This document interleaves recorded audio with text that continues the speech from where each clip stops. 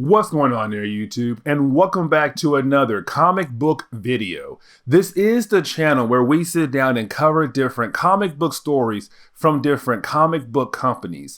Today we're going to jump back over to Marvel Comics and we're going to do another full story video. A full story video is when I take a bunch of videos, combine them together to one big huge video that tells one overarching story. Today, we're going to do that with Brian Michael Bendis Daredevil run. My favorite run of all time on Daredevil. I know there are other writers that have done amazing jobs, but I really do care for Brian Michael Bendis' run on Daredevil. He showed what he could do with that character, and he did an amazing job. And with that being said, he set up a ton of things for writers to come after him to use over and over again. But with all that being said, I do hope you enjoy today's Brian Michael Bendis Daredevil's full story video. Here we go.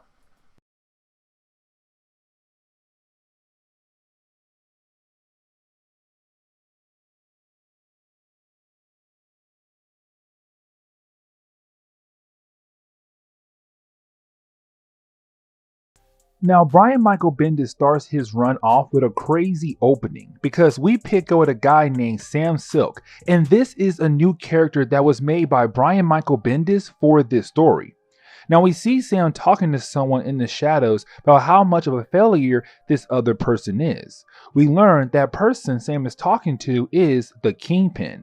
Now at this point, the Kingpin is blind because of a previous story where a character named Maya Lopez blinded him. But you have Sam Silk tell Kingpin that he is no longer a man that anyone is scared of because Kingpin has been beaten down by superheroes so many times it is not even funny anymore. Now we learn that there is some connection between the Kingpin and Sam because the Kingpin knows Sam's father. Apparently, Kingpin let Sam work in New York because of how close Kingpin is with Sam's father. Except you had Sam Silk tell Kingpin that it is time for a change, and this is where things get crazy, because Kingpin brought a small army as protection since he is blind now. He can't fight, except we learn that these guys are working for Sam Silk actually, and they start to stab the Kingpin over and over again, that somehow Sam Silk was able to make Kingpin's men switch sides. And it seems that Kingpin is now dead. And this is only the opening scene. Now this is where the story jumps back 1 week before the death of the Kingpin, where we pick up with Matt Murdock, aka Daredevil, in court. Now this is him dealing with a case where a company called the Worldwide Corporation made a product that was not approved to be sold in stores. Except they had false papers where they said they were approved to sell their products. And this certain chemical product was aimed for teenagers. Except when it got in the hands of some teenagers, those teenagers died. And so you had the family hire Matt Murdock to help sue the company because after the teenagers died, there was proof that shows it was the drugs that killed these teenagers.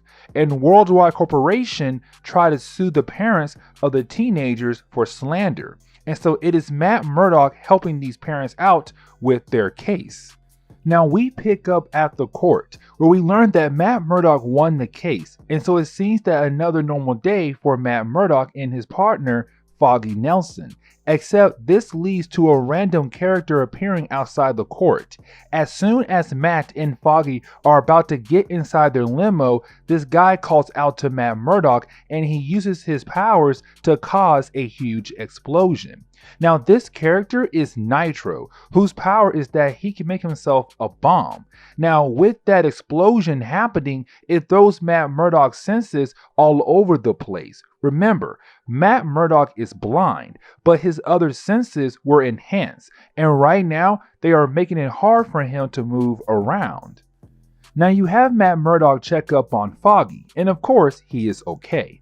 And so you have Matt Murdock change into his Daredevil outfit and try to chase down Nitro. And since his other senses are going crazy at the moment, well, it is making it hard for Daredevil to track Nitro down. But after a while, he is able to find him. Now when he does, you have Nitro blast Daredevil away again. But you have Nitro say something that is important. Someone told Nitro if he does this, Daredevil will appear. And Nitro is wondering how that person knew. And where you have Daredevil come back around to continue to fight Nitro. Now, we don't learn who told Nitro this piece of information about Matt Murdock and Daredevil having close ties. The reason why is because you have these two police officers appear out of nowhere because they got a call about Daredevil beating up on a man. And so they don't know the whole story about what Nitro did. But you have Daredevil basically leave and tell the officers that Nitro is guilty for what happened at the courthouse. Also warns one of the officers that if he ever shoots a gun so recklessly again, he will beat this officer down because this officer could have killed someone. This leads to Matt Murdock checking up on Foggy Nelson at the hospital since he was hurt at the courthouse. Now this is where Foggy Nelson tells us that the Kingpin knows that Matt Murdock is Daredevil. Honestly, I don't remember how, but the point is at this point in Marvel Comics, Kingpin knows that Matt Murdock is Daredevil.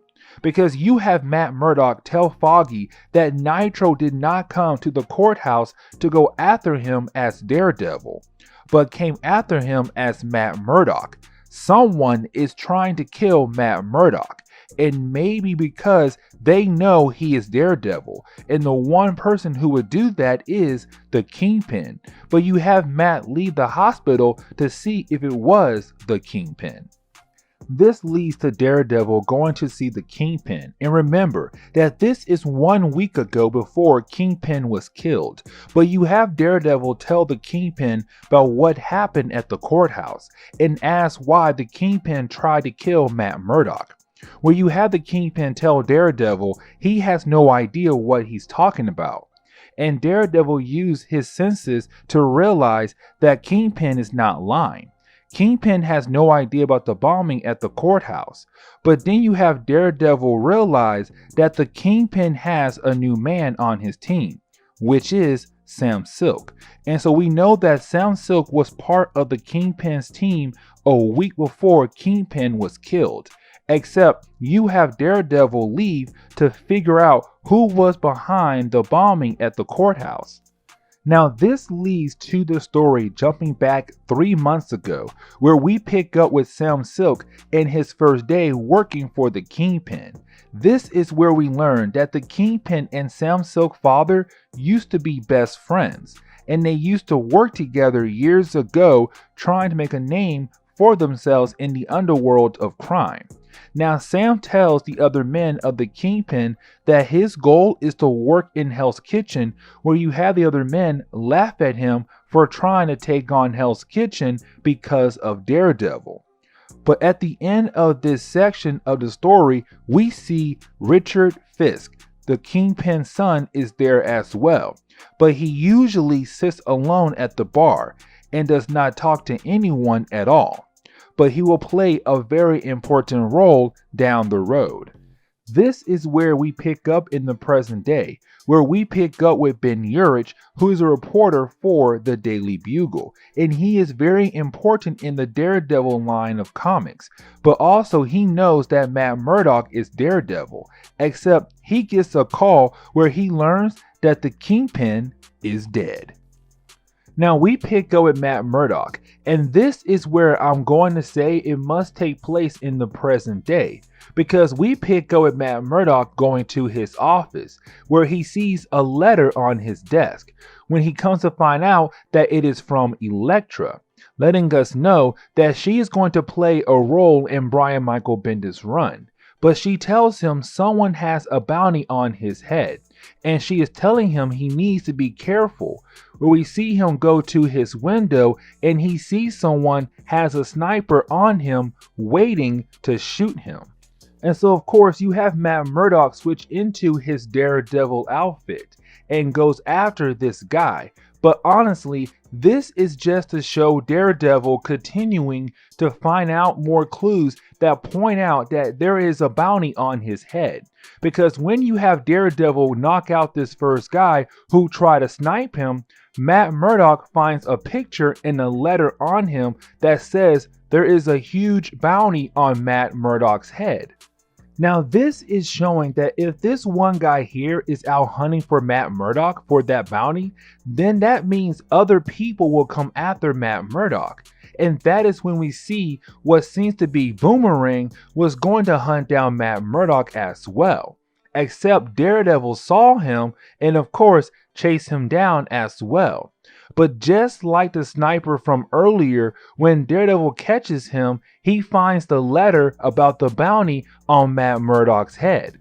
Now the most important part actually comes right after Daredevil is trying to get information out of Boomerang about who put the bounty on his head. Except that is when Daredevil sees Bullseye. Bullseye is Daredevil's worst enemy and the one who has done a lot of damage in Daredevil's life. But of course, when he goes to find Bullseye in the crowd, he's gone. But this is showing that Bullseye is even coming after Daredevil as well. This leads to us going over to Switzerland, where we pick up with Vanessa Fisk. And this is her finding out that her husband, the Kingpin, is dead. Now, this is where you have Brian Michael Bendis change things for us in this story, but for a good reason for later stories, because we learn that the Kingpin is not dead.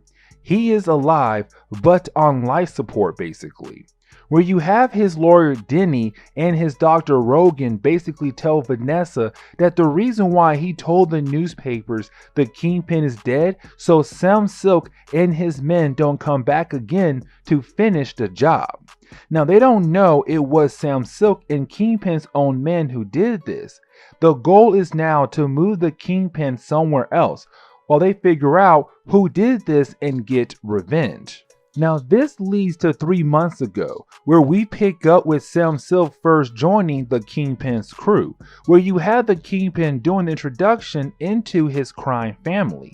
But we learn something very important. We learn that Sam's father is the Kingpin in Chicago, but sent his son Sam away for messing up out there to New York, but told Sam to ask the Kingpin for a favor to get rid of Matt Murdock.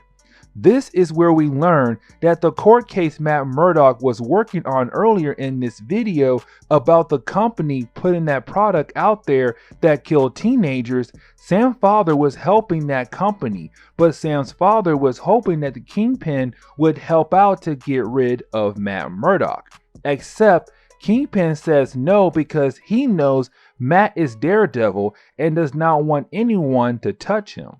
Now jumping forward in time, but 2 days before the present day, where the Kingpin is on life support, we actually pick up with Daredevil going to a bar to gather some information on who put the bounty on Matt Murdock's head, where he learns from one guy that it was the Kingpin who did it. Except what this guy tells Daredevil is crazy. He tells Daredevil that the Kingpin put the bounty out there, but doesn't want the world to know it was him, stating that a third party came in and put the bounty on Matt Murdock's head and pretended it was someone else who wanted Matt dead. This leads to Matt Murdock going over to the Kingpin again about what he just learned. Except this is where you have the Kingpin tell Daredevil again that he has no idea what he is talking about, that he was not the one who put the bounty on his head. And Daredevil can tell again that the Kingpin is not lying, which means that one of the Kingpin men is doing things under the Kingpin's nose without the Kingpin's permission. The question is, who? But the story jumps back 2 months before the Kingpin went on life support. and we pick up with Sam Silk. This is where you have Sam Silk playing poker with some of the top head people who work under the Kingpin, where you have him talking about the fact that the Kingpin doesn't want anyone touching Matt Murdock. And Sam wants to know why, because Sam's father sent him here to get rid of the lawyer, where you have the men of the Kingpin tell Sam that because Matt Murdock is Daredevil, letting us know that even the people working under the Kingpin know that Matt Murdock is Daredevil. But there is a rule: no one can touch the lawyer no matter what. And Sam asks why, and they tell him to go talk to Richard Fisk, the son of the Kingpin. Now, this chapter closes on a story jumping back over to the present day, where we pick up with Vanessa Fisk talking to Deanie about her son. She asks if her son had a hand in what happened to her husband, that Richard Fisk tried to kill his own father. Now, this leads to the present day, where we see Daredevil meeting up with Ben Urich about the Kingpin supposedly being dead. Remember, Kingpin's lawyer told the world that the Kingpin was dead, but we know he is not. Now, Daredevil and Ben think that the Kingpin is not truly dead. He's out there somewhere recovering, but you also have Daredevil state that with the Kingpin supposedly being dead, but also the fact that people have been coming after Matt Murdock, it means someone else out there knows that Matt Murdock is Daredevil. This is where we jump back over to Sam Silk and Richard Fisk 2 months in the past, right after Sam Silk learns that Daredevil is Matt Murdock, but also the fact that the Kingpin and his men all knew. Now, this is where you have Sam Silk ask Richard Fisk, why don't anyone try to go after Matt Murdock? And Richard says because his father doesn't want them to. Now, the reason why Richard is talking to Sam is because they used to be best friends since their fathers used to work together when they were just starting out in the crime underworld. And Richard even says that the Kingpin men won't listen to him, but they will listen to Sam, stating that Sam could be able to convince the men of the Kingpin to actually go over Kingpin's head and actually kill Matt Murdock. This is where we pick up 1 month before the attack on the Kingpin, where we see Sam Silk meet up with top level people of the Kingpin. These 5 men are the ones who own the different crime families in the city who report to the Kingpin, except you have Sam convince these men to help him and work together to basically take down the Kingpin. This is where we learn how Sam was able to get these men to help him. But he basically says how Kingpin has grown soft because he won't kill Daredevil. But you also have Sam point out how there are more of them than Kingpin, meaning that technically all the men working for the Kingpin can easily overtake him. Then the story jumps forward 3 days after Sam was able to convince some other higher-ups to go after the Kingpin, but before the Kingpin was put on life support, where we learned that Sam and Richard were the ones who put the bounty on Matt Murdock's head.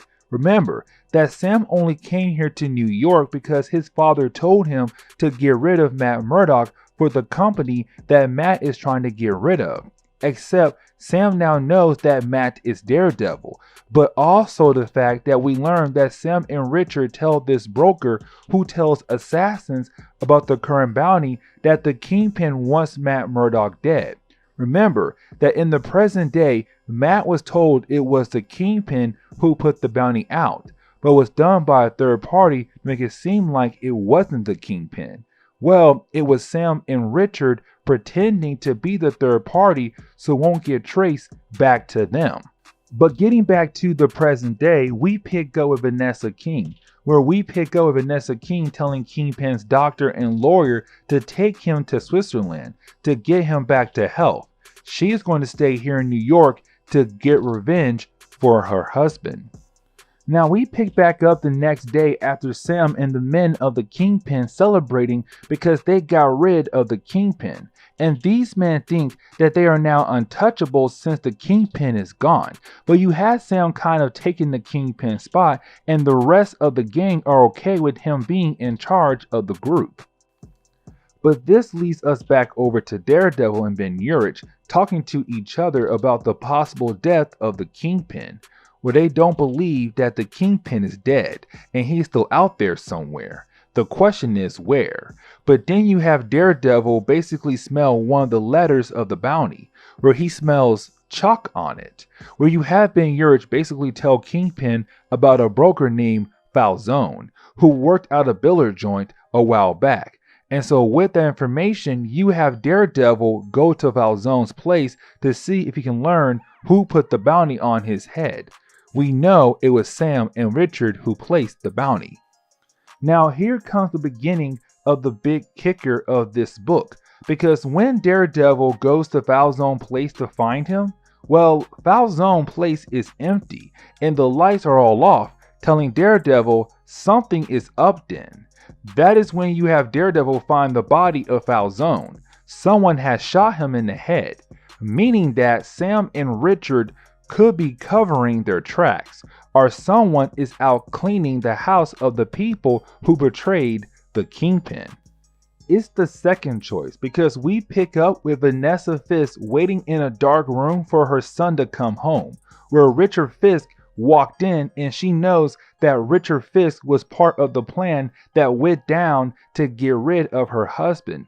Except you have Vanessa Fisk tell her son that she knew he was a wimp and he was a worthless son to have in this world. He begs for her forgiveness, except you have Vanessa shoot Richard not once but twice. Now this leads to Vanessa going outside and telling the Kingpin's lawyer to make the call. This leads to all the people who helped play a hand in trying to kill the Kingpin being killed by assassins who were sent by Vanessa Fisk. Now, if these men are being killed off, and even Richard Fisk, that means Sam is also a target. And when we pick up with Sam Silk, he is being targeted as well, and people are trying to kill him off, except Sam is able to get away. Now, to end this story, Sam runs to the one place where he knows he can get some kind of protection from Vanessa Fisk's men, which was him running to the police, and he tells them everything he knows about the Kingpin, except they want something more than the Kingpin. And so you have Sam offer the one thing he thinks can give him some kind of protection, which is Matt Murdock is Daredevil. Sam Silk tells the police that Matt Murdock is Daredevil, and that is where we are going to end.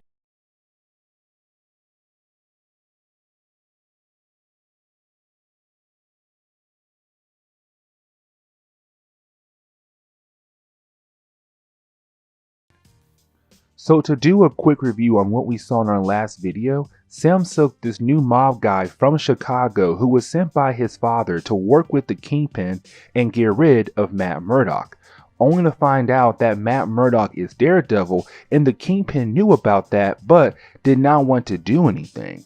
And so Sam basically tried to kill off the Kingpin, but then tried to run the organization of the Kingpin. Except we also learned that the Kingpin is still alive but on life support, and his lawyers told his wife Vanessa Fisk, and to get revenge for her husband, she sent out assassins to kill anyone who was involved in the attempt of killing her husband. And Sam Silk was able to escape, and he ran to the FBI and told the FBI that, hey, Matt Murdock is Daredevil. And so we pick up the two FBI agents greeting their boss, Director Davis, to tell him everything they just learned, which is everything I just told you moments ago. Except you have Mr. Davis still wondering why this could not wait until the morning. And this leads to the two FBI agents telling their boss how they learned all of this because Sam Silk ran in here confessing to everything and was hoping he could get some kind of protection from Vanessa Fisk and the assassins that are out there looking for him. Now, the FBI agents know that the Kingpin is not dead because they have a source from the Daily Bugle, and with them talking to Sam Silk, and they were able to piece it all together to get a complete story. That is when you have the agents tell their boss that Matt Murdock is Daredevil. And then go on to say that Sam Silk talked about how that anyone who worked for the Kingpin knew that Matt Murdock was Daredevil, but was told not to touch him, except of course Sam Silk did. And this leads into the agents telling their boss that Sam Silk told them how it was him who put the bounty on Matt Murdock's head. Remember, in our last video, someone put a bounty on Matt Murdock's head and said it was the Kingpin, except the Kingpin said he did not do it. And Matt figured someone was out there playing with the Kingpin's name. And we learned it was Sam Silk and Richard Fisk, the son of the Kingpin, who put the bounty on Matt Murdock's head in the first place. Except this leads to them discussing how a lot of things do point out that Daredevil is Matt Murdock. How apparently a while back, a lot of his assets were frozen and his legal practice was brought under a serious investigation. Then suddenly everything was okay again. And this leads to them going on explaining how Elektra is a well-known person in the world as being the Kingpin's right-hand assassin who used to date Matt Murdock in college. And when she died by the hands of Bullseye, there was a puddle of blood in Matt Murdock's apartment. And then finally, Matt Murdock files are tightly secured by S.H.I.E.L.D., which is telling them that Matt Murdock is Daredevil. Now you have the director basically tell his agents to get all of their paperwork together and lock up Sam Silk, telling us that Sam Silk is done for unless he gives up his father, who's a Kingpin in Chicago, and tells his men to forget about Daredevil being Matt Murdock since his files are secured by S.H.I.E.L.D., meaning that S.H.I.E.L.D. could come in here and make the FBI drop the whole case against Daredevil. Also, that no one else in the office needs to learn about how Daredevil is Matt Murdock. Jumping over 3 days later, we actually pick up with Foggy Nelson getting the newspaper. It's supposed to be a normal day for him, except when he looks down to get the paper, he comes to find out that someone has told the Daily Globe that Daredevil is Matt Murdock, meaning now that the whole world knows that Daredevil is Matt Murdock and everything is going to change for him now. Then the story shifts over to Matt Murdock as we see him right now in bed just waking up, except he hears the voices of the people outside and there are reporters waiting for him and they want to know if it's true that Matt Murdock is Daredevil, because that is the word on the street. The Daily Globe is reporting that Matt Murdock is Daredevil, and we see Foggy Nelson arriving at the home of Matt Murdock and has to fight his way through the crowds to get inside to discuss what is happening with Matt Murdock's life. And we jump back a couple days ago and we pick up the two FBI agents who we saw in the beginning in our video. And we see the two FBI agents discussing how they knew that their boss would just let this Daredevil thing go, and telling us that it was not Director Davis who went to the Daily Globe and told them about Matt Murdock. Instead, we learned that it was Henry Dobbs, one of the two agents. Now, we learn why he did this right here. We learned that Dobbs apparently has some marriage issues, also the fact that he has some money problems as well. And so with that being said, we know that his home life is not the greatest at the moment. And you can tell he is trying his best to fix all of his problems, just down on his luck. And this leads to him going on to the home of Matt Murdock to see if it is true that Daredevil is Matt Murdock, except the only thing he sees is Foggy Nelson leaving the home of Matt Murdock. And so he goes to the office of Foggy Nelson and Matt Murdock to see if maybe he can catch up to Matt Murdock there, only to find out that Matt Murdock is not there at the moment either. And so he decided to go back one more time to the home of Matt Murdock to see just maybe he will this time catch Matt Murdock coming home as Daredevil, except he sees Black Widow actually coming and leaving from the home of Matt Murdock. And this is telling Dobbs that this is more proof that Matt Murdock is Daredevil if you have Black Widow coming and leaving your home. Also the fact that Daredevil and Black Widow used to date a while back. Except you have Dobbs go back to his office where he sits down and thinks about what he saw last night. And then he finds an article that tells him that Black Widow and Daredevil caught Stiltman the night he was at Matt Murdock's home. But you have Dobbs go to a payphone and call up someone who works for the Daily Globe. And he tells this person on the phone that he knows who Daredevil is. Now getting back to the present day, we pick up with Matt Murdock and Foggy Nelson talking about their new problem. And this is something we have seen a lot in Daredevil comics, where you have Foggy Nelson tell Matt Murdock he needs to retire. The reason why, because this is an endless cycle of violence in Matt Murdock's life. Every once in a while, something happens to him in his life or the people close to him. And now Matt has reached a point that everyone for sure knows that Matt Murdock is Daredevil. And the people close to him could have villains come after them. And now all of his legal cases could get tossed out of court now. And Foggy Nelson is presenting the option of Matt Murdock retiring his Daredevil persona.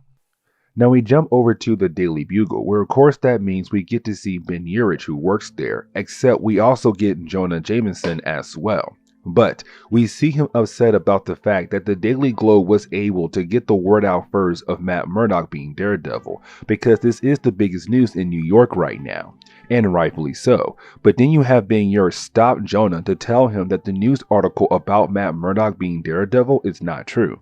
He tells Jonah that he knows who Daredevil truly is. It is not Matt Murdock, and he is not going to reveal the true identity to Jonah.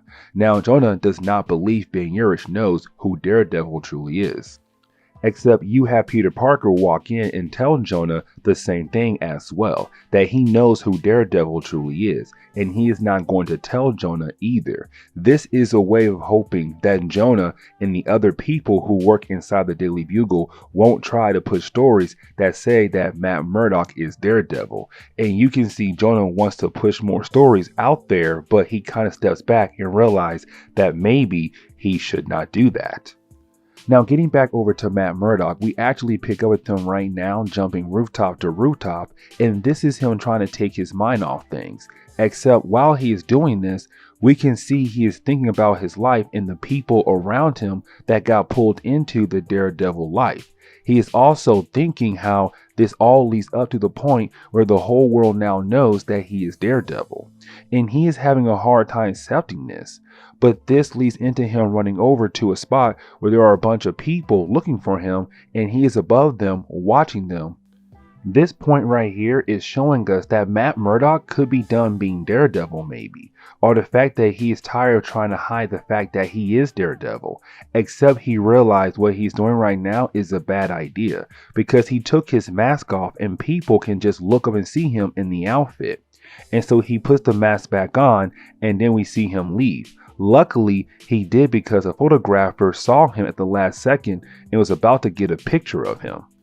Now getting back over to the home of Matt Murdock, we see Foggy Nelson there, except the house is getting attacked by Mr. Hyde. And this is a character we talked about briefly in our Young Avengers video. His name is Calvin Zabo, a man who was really interested into Dr. Jekyll and Mr. Hyde story. And so he made his own formula to become somewhat like Mr. Hyde. Not really an important character, but you have him attacking the home of Matt Murdock, and this is something everyone saw coming. The fact the whole world now knows that he is Daredevil, and now all of his enemies will come after him. Now Spider-Man does arrive to stop Mr. Hyde, and the reason why he is here was to really check up on Matt to see how he is doing really, where we are lucky enough to see Daredevil also come back home to help Spider-Man take down Mr. Hyde in a matter of a few pages, where this section of the story we see Daredevil leave with Spider-Man so they can talk, because these characters are close friends. They know each other's secret identity, and they team up so many times in comics by this point. 26 days later, we see Matt and Foggy meeting up with Ben Urich, where you have Matt thanking Ben for helping out with stopping the Daily Bugle, pushing more stories about him being Daredevil. We also learn in those 26 days, Matt actually went to Japan to get away, meditate, and figure out a plan to fix this. And so you have Matt tell Ben that he must stop being friends for a while, and also the fact the next day he is going to surprise the world with his plan. This is where we see Matt the next day at his press conference, and people are hoping that he is going to finally admit that he is Daredevil. We also see that Luke Cage is there as well as his bodyguard to keep up the appearance of an innocent blind man who does not have any powers and needs protection. Now you have Matt saying that he is going to sue the Daily Globe for slander and hoping to get $40 million for his lawsuit. Of course, everyone is freaking out about this. Now, 3 weeks later, we see Matt is greeted by the Black Widow in his office. And remember what I said earlier. These two characters used to date a long time ago, but they still have strong feelings for each other. And the reason why she is here is because she really is the one person who supports the idea of Matt Murdock being Daredevil. Because the fact they are both heroes and they can share that common trait with one another. Now, Matt is trying to stop being Daredevil for the moment to get ready for his big lawsuit against the Daily Globe. But at the same time, it does seem like he could be retiring his Daredevil persona. And the reason why I said that is because we see her go and visit Foggy to ask him what is going on with Matt Murdock. Why won't he put on the Daredevil outfit? And you have Foggy tell her that it is a great thing that Matt Murdock is not putting on the Daredevil outfit, because Foggy brings up the endless cycle of violence in Matt's life, but also the fact that Daredevil is going to get him killed, and when he dies, he'll be taken away from all of his friends. And so it is really Foggy happy that Matt is done being Daredevil because he can finally be sure that his best friend is not going to die. But after Foggy leaves the room, we see Black Widow actually call up someone we are going to see here in a moment. Now we have something I did not expect to see happen next when I originally read this run. We have Matt Murdock meeting up with Vanessa Fisk, who is the wife of the Kingpin, where they are discussing the fact how she found out who was the one who told the Daily Globe about Matt's secret identity, how she's leaving the country to be with her husband who is still on life support, and then she proceeds to tell Matt that she sold everything the Kingpin owned to his colleagues. Also, the bounty that was placed on Matt's head has been removed. And finally, you have Matt tell her sorry for her loss because he knows that Richard Fisk, the son of the Kingpin, is dead, and makes it seem like he also knows that she was the one who killed Richard. Now we see Matt leave the dinner and Luke Cage and him get in the car to leave the place, where you have Luke Cage tell Matt it is a bad idea for Matt to spend time with the Kingpin's wife like that, except Matt is not listening. But when they arrive back at the home of Matt Murdock, that is when Matt Murdock hears something or maybe someone, and where he runs to that person and we see the return of Elektra. And this is huge because this is the one person Daredevil truly loves, and every time she comes around, he just freezes up. This is where we learn that Black Widow was the one who called Elektra, because Black Widow knows that Elektra and Matt used to date. She also knows that the only person Matt truly listens to is Elektra because of how much he loves her. Now you have Matt try to talk to Elektra about the fact that it is weird for Black Widow to call his other ex-girlfriend up. Except he talks about how everyone is giving their opinion on what he should do, or how he is different, or how he is thinking that he finally reached a point in his life where he faced something that he can't overcome. Also brings up Foggy's idea of the endless cycle of violence again. And you have Elektra just say, the only death that you can take responsibility for is the one you commit with your hand. And she leaves him there to think about that. Now, the next day, we see the lawyer of the Daily Globe is here to talk to Foggy Nelson and Matt Murdock about the big trial, where he basically tells Matt that they don't believe in the fact that Matt Murdock is really blind, that he is Daredevil, and the fact he is doing this is hoping that it will make the world believe that he is not Daredevil. And while this lawyer is going off about the reasons why he does not believe Matt, you have Matt pulled out the note he got earlier from Vanessa Fisk that tells him who told the Daily Globe about his secret identity.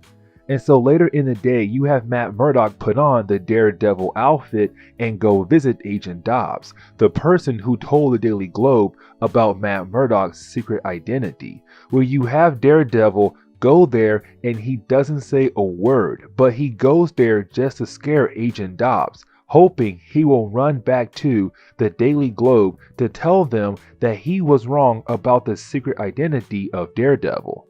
This leads to the next day where we see the two sides having a meeting hoping to not take this to court. And so we see that the Daily Globe is actually going to settle and admit that they falsely put information out there about Matt, going to put a new article out there that states that Daredevil is not Matt Murdock, and also give Matt a big payday as well. Where we see Matt agree to the terms as well, and everything seems okay, except you have the CEO of the Daily Globe want to talk to Matt in private.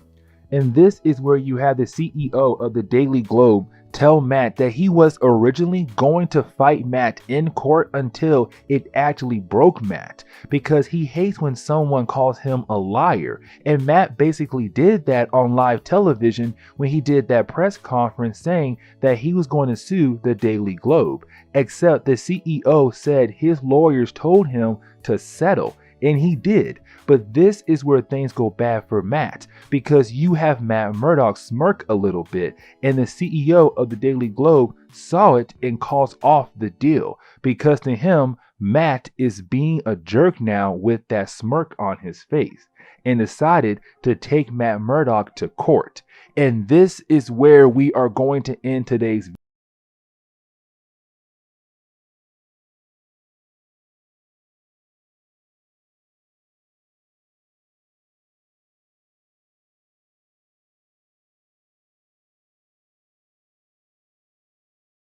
This story starts off with two random thugs who are robbing a random store in the middle of the night, where if you have read enough comics, you think this is going to lead to just the main character coming in and stopping these thugs.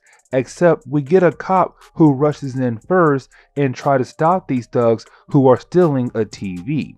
Now, this cop is a rookie cop who did not wait until backup had arrived before rushing in, and this leads into the thugs and the rookie cop getting into a tussle, and the gun goes off, where it leads to the police officer getting shot. But then we see someone jump in to stop these thugs from getting away with the TV and murder as well. And so you had a story give us a couple pages where we see the thugs trying to fight against whoever this mysterious person is. And this part of the story is going to give us the main plot of the story. And we see the thugs throw the TV at our mysterious person and he catches it, but the thugs get away. And right when he was about to go and chase the thugs down, we see more police officers appear and catch our mysterious character holding the TV and the dead officer in front of him. And we learn it is a character named the White Tiger. And right now, these other officers think he is the one behind all of this mess. So give you guys a little bit of information about who in the world is the White Tiger. He was a character that first appeared in Deadly Hands of Kung Fu number 19. His real name is Hector Alaya, but he gets his powers from three elements called the Tiger Amulets. And these amulets came from a group called the Sons of Tiger. But these amulets were discarded by the group, and of course Hector found it. Where if you wear all three, it gives you enhanced abilities, and of course Hector received enhanced abilities. But getting back into the present day, we actually see Daredevil on the rooftop being confronted by Luke Cage and Iron Fist, because we learn White Tiger was arrested after that night and put in jail. Iron Fist and Luke Cage know the White Tiger is innocent, but also the fact that last night was the first time Hector put on the White Tiger outfit in a long time. He must have a special reason why he came out of retirement just to stop those men from stealing from that store. And Luke and Iron Fist want Daredevil to help because he's an amazing lawyer, and plus this could help him with dealing with the fact the world knows that Daredevil is Matt Murdock. Where we jump over to the next day and we see Matt Murdock and Foggy Nelson meeting up with Hector to get the idea of what happened that night and why he put on the outfit, where Hector tells them he does not know why he did, but he did and felt like he had to. Now Foggy is mad at Matt for one still going around as Daredevil, even though the whole world knows that Matt Murdock and Daredevil are the same person, but also the fact that Matt took a superhero case in the middle of dealing with the Daily Globe problem. This leads into us picking up with Luke Cage and Iron Fist helping out with the case since they care for Hector. When they go to a random house where the thugs we saw earlier in our video were living at. Of course now they don't. Except you have Luke Cage and Iron Fist go there because they were hoping to find the thugs, if not at least be able to get some kind of information about where they could be at now. Except apparently the two thugs have left town to get away from the mess they have made. And so this makes it harder for Matt Murdock to win the case. But then you have Matt Murdock meeting up with Hector's wife, where we come to find out the reason why he retired originally because his wife hated him being a hero, risking his life. And she told him if he ever put the outfit on again, it would lead into a divorce for them, except you have Matt tell her that he needs her help to win this case and get her husband out of trouble. After that, the story does jump over to where we see Matt making sure that the jury never been involved in a superhero situation before, because if they have, it can play a part in a decision in the verdict for Hector, where they all tell Matt they have not, and Matt believes that he is good to go now. And you have the judge also kind of remind both sides that he wants this case process to be simple. And so he tells Matt that he does not want to see superheroes somehow force the jury to change their decision in some way. Also telling Delacourt, the lawyer who is trying to get Hector locked up, that he needs to be careful as well because they are known to be a shady group. Now we actually get to the beginning of the trial, where you had Delacourt begin to talk about how Hector has to be guilty, just trying to paint an image that Hector went out as White Tiger and tried to rob a random pawn shop, and he was the one who shot and killed the cop. Now we know it wasn't him, but of course no one else does. And so you have Delacourt making it seem like there is no way Hector is innocent. Now Matt Murdock jumps in and gives his speech, where he explains how all the evidence shows that there is no way Hector was the one who shot the cop. No gun residue, and there being a blood splatter that shows more of someone having contact with the dead body, not shooting a person. And so to Matt it's like, come on y'all, this should be an open and closed case here. Except Delacourt calls up the police officers who caught the White Tiger up to the stand and begins to have them tell their story, where they go on to tell their story and continue the process of painting Hector as this bad guy who killed a police officer. Even though they did not see anything, they are still trying to make sure that the jury believes them that Hector had to be the one who killed the cop. And you have Matt Murdock go up there and begin to question the cops, where he keeps bringing up facts where you think would help him. There was no gun residue, and somehow you have a dead body in the room that was killed by a gun. And so how come you have not found a trace of gun residue on White Tiger and believe he was the killer? You said there's a blood splatter on White Tiger's clothes, but that can come from something falling into the puddle of blood.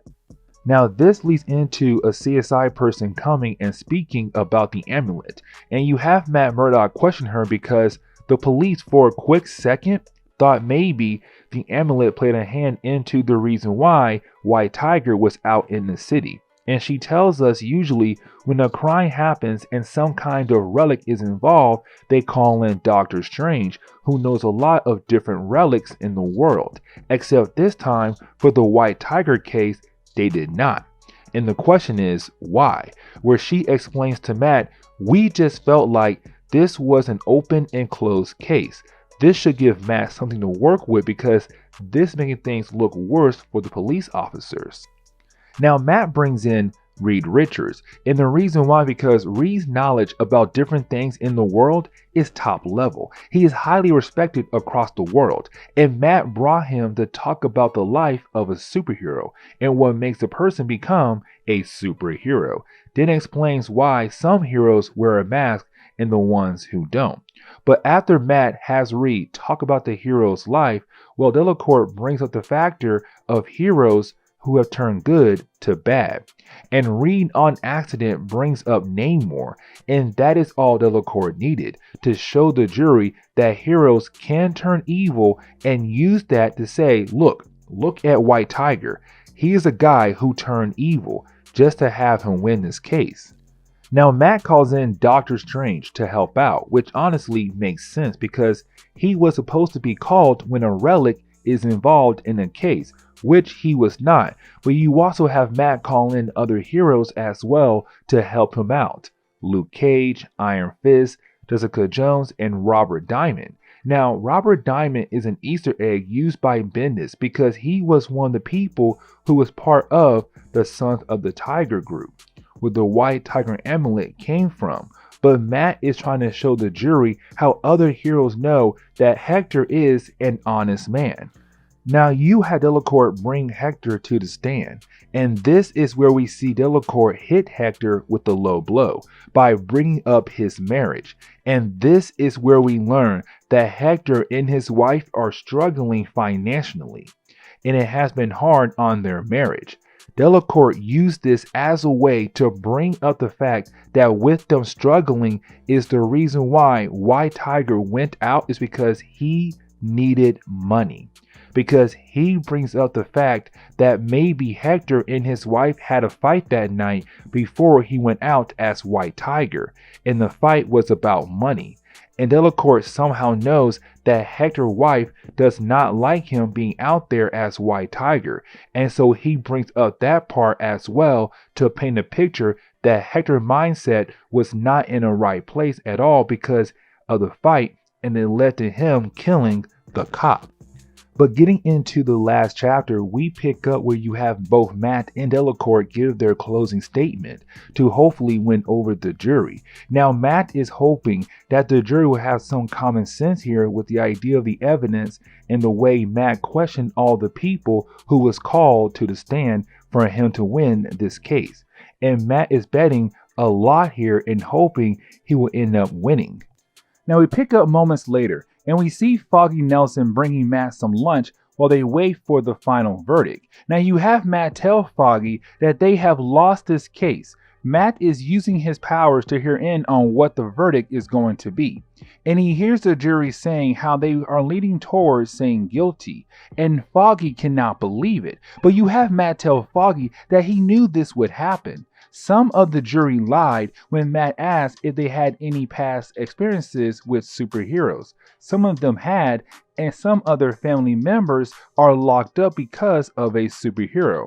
And there's already a news team outside getting ready to release a piece that will destroy Hector all over TV. This is where we jump a couple hours later, and we pick up with Matt, Foggy, and Hector, and they are waiting for the verdict from the jury, where Matt overheard is correct about what the jury is going to do. They declare that Hector is guilty.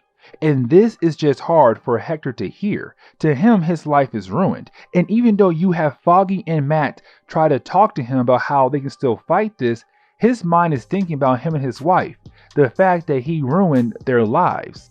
And so this leads up to him fighting police officers and whoever else in the courtroom because his mindset is he is going to escape the courtroom.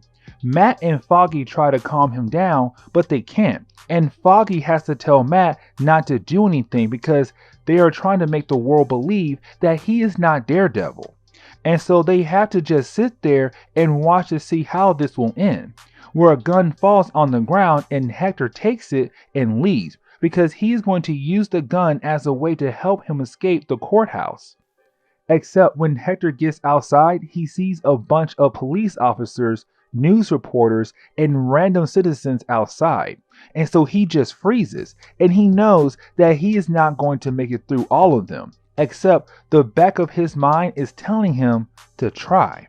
That maybe you can make it. And so he pulls up the gun, and as soon as he does that, he is shot down by all of the police officers, and that is the death of Hector, aka the White Tiger. To close off this story, we pick up with one of the two guys from the beginning of our video.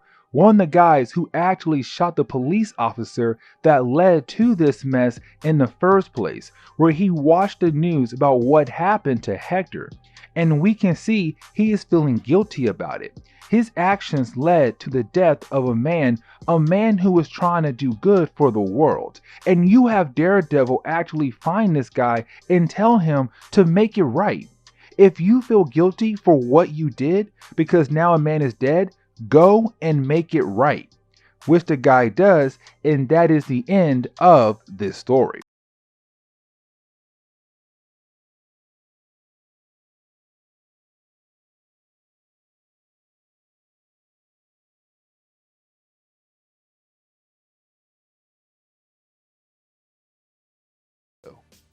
So getting into Daredevil again, we have Brian Michael Bendis give us a new character that we are going to see in the next few stories. Her name is Milla Donovan, and she is out with her friend Lori. And Lori is not really an important character, but Milla is going to play a big role in future stories. Now, Milla is also blind like Matt Murdock, but she has no enhanced abilities. Except when she is walking away from her friend Lori and crossing the street, of course there's a truck that is coming down the street about to hit her, and she can't see it coming because again, she is blind. Except of course, you do have Daredevil come in and save her at the very last second. And we knew that Brian Michael Bendis would not bring her into this story to kill her off this early. They do crash land into a nearby store, but this begins the process of Milla having a crush on Daredevil. She can hear his voice and feel his face. Something about his voice and the way his face felt, she felt like there could be something between them already. And so you have Daredevil take care of her wounds from the fall and leaves her there to think about him more. Now we pick up with Matt Murdock at his law office, where he is greeted by Stiltman, who was a villain of Daredevil in his early days. Honestly, a D-list villain. But he came here to tell Matt that the villains are scared of him now. Because remember, the whole world knows that Daredevil is Matt Murdock, but to his villains, they think it's some kind of game to him. Daredevil is known as the man without fear, but Stiltman tells Matt something very important. That Vanessa Fisk sold different pieces of the Kingpin's territory away to different street level villains because the dude is in a coma right now and can't do anything, except she did not give a piece of the Kingpin's territory to the Owl, a mutant character who is also a Daredevil villain who has the ability to fly, super strength, and enhanced senses. His body is kind of altered to give an owl look in a way, but he has always been a little bit crazier in the head than other villains. And so when he did not get a piece of the Kingpin's territory, he attacked other people who had bought pieces of the Kingpin's territory and took it from them, and now he is taking the role as the new Kingpin, and then Stiltman is kicked out of Matt Murdock's office. And so of course this leads into Matt putting on his Daredevil outfit to figure out if it is true about the Owl being the new Kingpin and going around attacking people who could have connections to the Owl. Where of course they don't give Daredevil anything, but they do go and run and tell the Owl that, hey, Daredevil is looking for you. Like, you should be scared. Now, word does get back to the Owl, and he is freaking out about the fact that Daredevil is around again and ruining his plans of being the new Kingpin. We also learn that some of the Kingpin's advisors now work for the Owl, and they are trying to tell him he needs to stay calm because the Owl is thinking about going over to Matt Murdock's office and killing him. But the advisors tell him how that is a bad idea.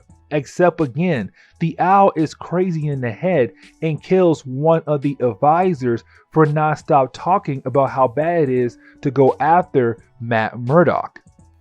But the story does shift over to Milla Donovan, where we see her on a rooftop thinking about Daredevil, how those few seconds with him have built a crush on him, where her friend Lori comes by and tells her that she should go see him at his law office, where Lori tells Milla about who Matt Murdock is and how the world knows that he is Daredevil.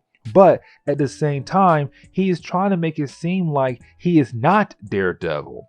And Lori encourages Milla to go over and see him. But now we pick up with the random thug who is working for the Owl. But we find out that the Owl is trying to push the MGH drug back into the streets again. MGH means mutant growth hormone, and if you take this drug, well, it gives you powers. Now the powers are random, but you do get powers. In a world full of people with powers, there are going to be people who do anything to have powers.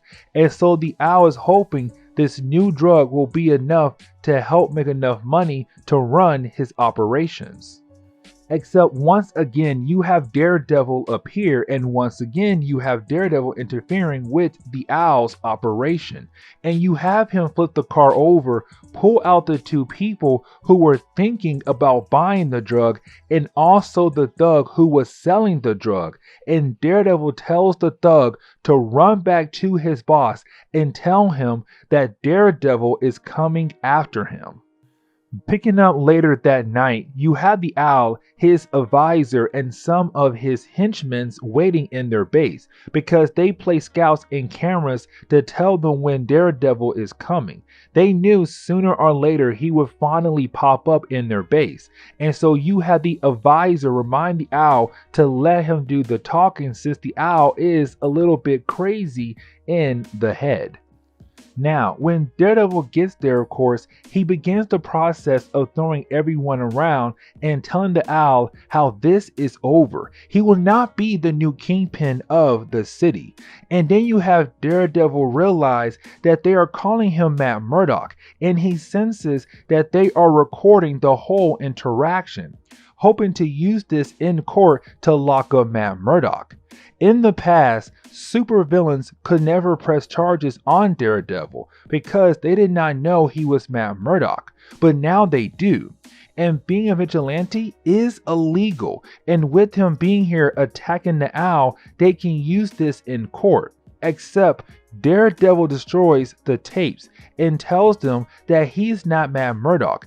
They are mistaken who he truly is and leaves before the cops arrive, also hoping to show the Owl that if he does not stop, he will come back again. Now, the next day, two big things happen. The first being that we pick up with Matt Murdock, and he is with Jessica Jones, who pretends to be his bodyguard. Except when they are about to leave, that is when Matt finds out that he has a visitor, and it is Milla. She is making her move and hoping her move will work, and she does get a date with Matt Murdock. Now we pick up with Yuri Rosendale, who is the CEO of the Daily Globe, the paper that told the world about Matt Murdock being Daredevil.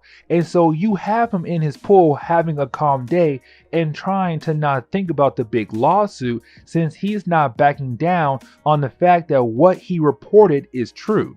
Except while he is in his pool, we see someone waits for him at the end of the pool. Then by the next page, we see that someone has cut off his head. The question is now, who just killed Yuri Rosendale and why would they do this?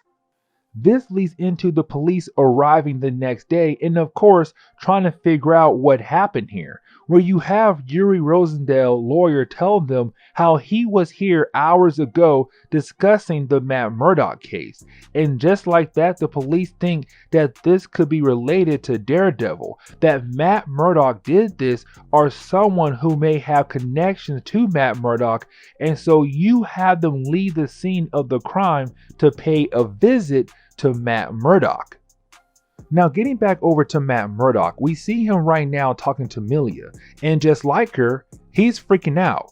By using his enhanced senses, he is getting a read on her while she's going over why she had to come over here to see him.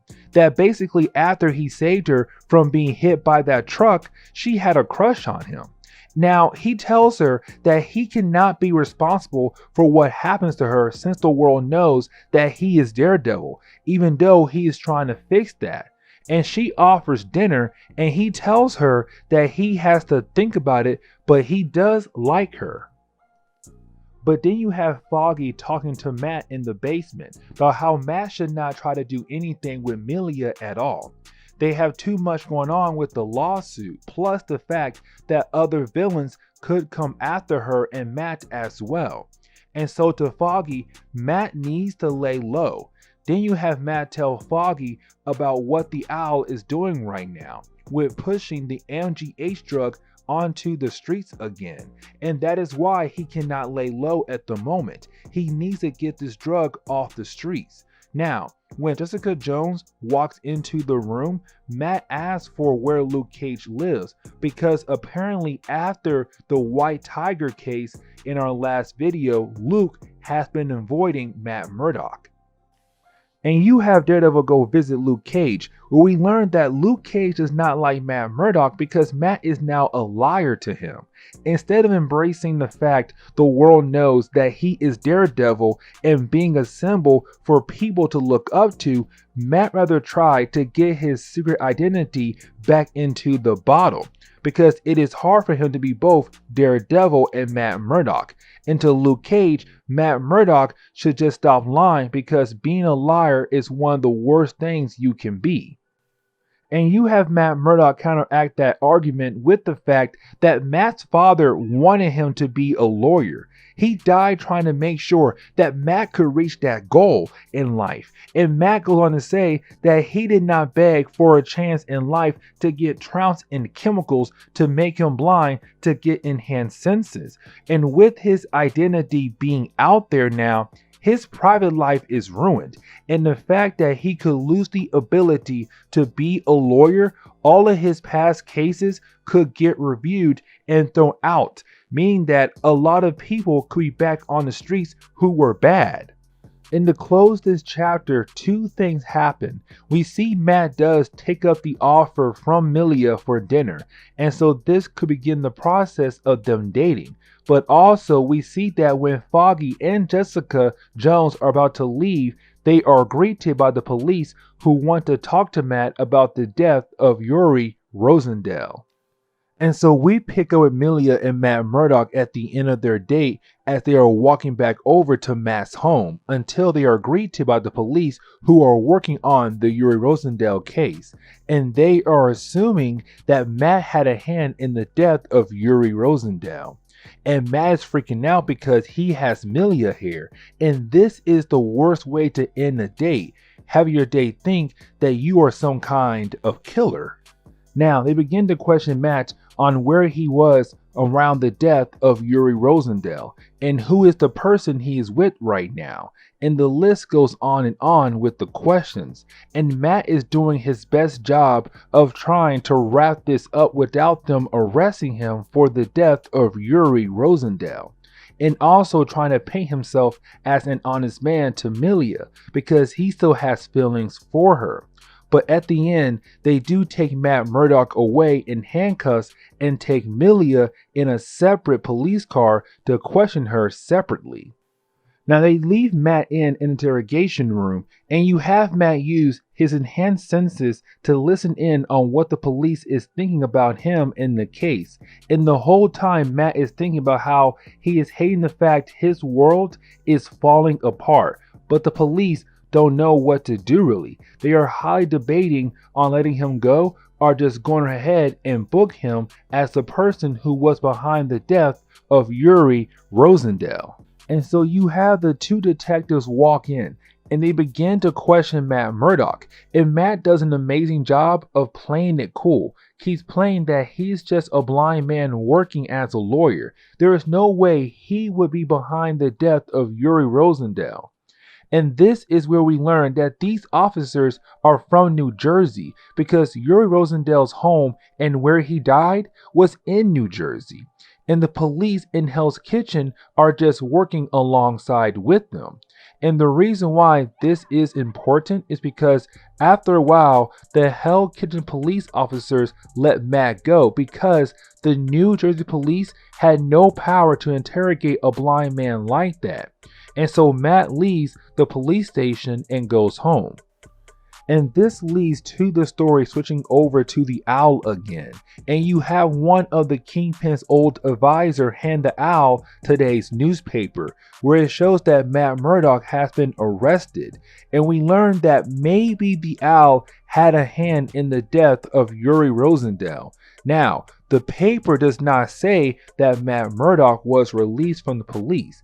And so the Owl thinks that he has won, and he tells his men they can move forward with the plan.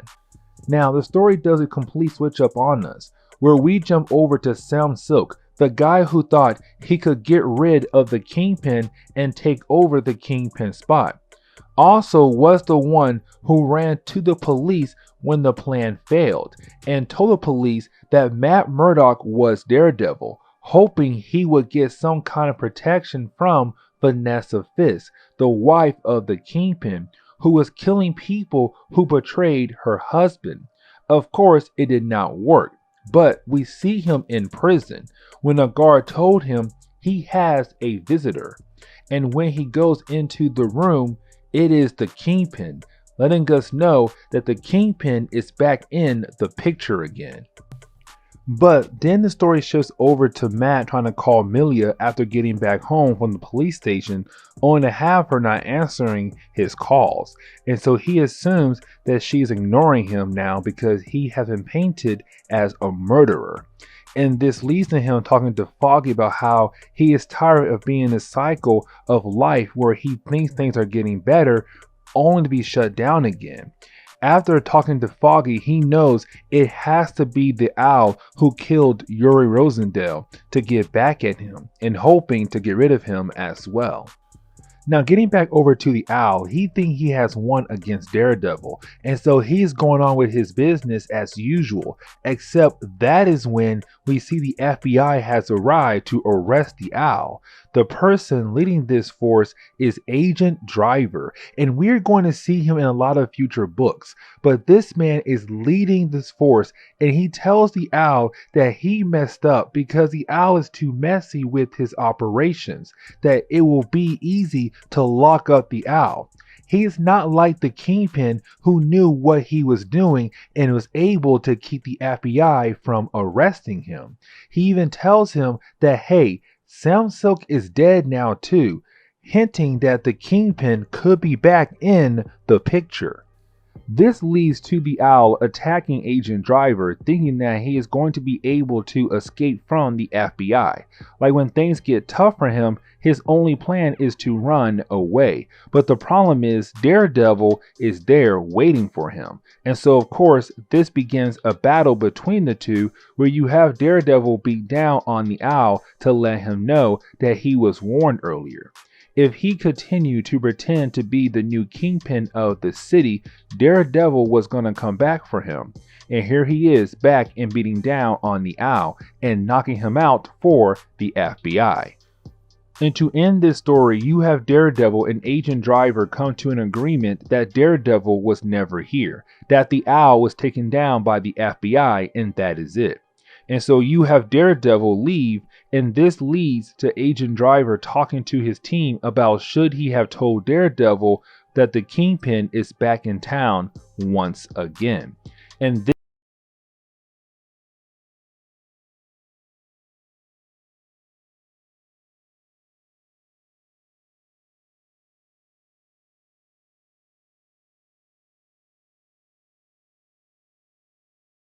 please leave me a like down below. But here we go. So to begin this story, we pick up on some kind of sitcom show where the story follows this young girl who is the main star of the show around the set. Now, this character is not a well-known character in Marvel Comics, but she is kind of a cool character to have around. But we don't learn who this character is until she goes into her dressing room between breaks and she is greeted by someone. That is when she is greeted by the Kingpin, and the Kingpin knows her secret, that this lady has dissociative identity disorder, meaning she has two different personalities, one of them being Mary Walker, someone who is a star for a sitcom TV show. Her other personality is Typhoid Mary, someone who is crazy in the head, and when she's in her other personality, she's able to access her powers, and we're going to see what her powers are down the road, but she is recruited by the Kingpin to help him with something. Now we pick up with Milla Donovan, who we met in our last video, and she was this new girl to walk into Daredevil's life, as maybe to be his new girlfriend, except when they went on their first date, Daredevil was arrested by the police because they thought he murdered the owner of the Daily Globe. And she has not seen him since then, and so you have her talking to her friend Lori again, where they both come to an agreement that maybe she should see him again, mainly because she found it fun being part of a murder case. This leads to us picking up with the Kingpin, and we see that he is in Bolivia, where he has hunted down his lawyer Deanie. Remember that after Kingpin was put on life support, Deanie helped Vanessa Fisk, the wife of the Kingpin, hunt down the people who betrayed the Kingpin. But after they did that, well, Vanessa and Demi sold everything the Kingpin owned away. And so the Kingpin is upset that his lawyer allowed his wife to do that, and now he is trying to regain everything he lost. But he also kills Demi for doing what he did. Now we finally pick up with Matt Murdock, and we check up on him to see how he is doing after everything in our last video, where we see him and Foggy are having a normal conversation until we see that Milla appears again. Of course, this leads into them kind of rekindling their love again, I guess. And so we see them try to do a redo for their first date. Except while they are walking on their date to whatever diner they plan to go to, that is when they are greeted by Typhoid Mary. And we learn that she has psychic abilities, including pyrokinesis, telekinesis, and telepathy. And with her pyrokinesis, she set Matt on fire. Now the story does switches over to this random guy who's doing a drug run, and this takes place 2 days before Matt Murdock was set on fire. And with this guy, we see him right now doing his usual run, where he sells the drugs, picks up some money from another guy, and then plans to move on to meet up with his provider to get more drugs to sell in the streets. The problem is that when he arrives to his provider's little apartment, he walks in to see that everyone is dead in the room. And so it seems like another gang just got rid of this random group of thugs.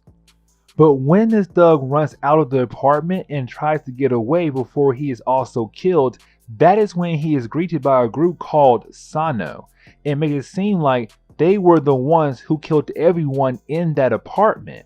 And this is showing us that with the Kingpin no longer being around, every gang is trying to take over the city.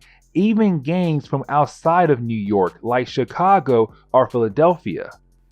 This is where we see Typhoid Mary appear, and we see that she's here to kill everyone. Like this Sano gang thing, at first they had the advantage because they have guns and swords, except we see her begin the process of beating down on all of them and gets rid of every single member of the Sano gang except for one, and there is a good reason why she let this one person survive.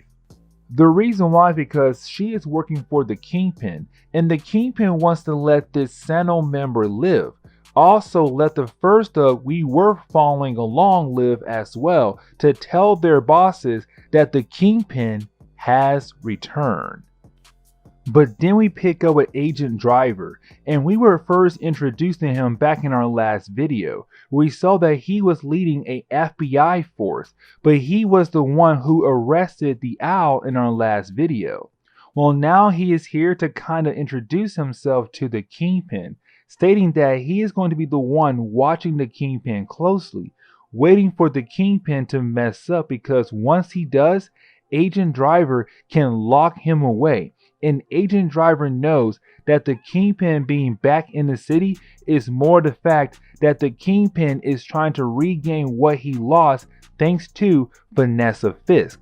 And that was really it for that chapter, just showing us, hey, Agent Driver is going to be around for a little bit longer now. Now, getting back to the present day, we pick up with Typhoid Mary burning Matt Murdock, and it does seem like that he could be killed by the flames that she created.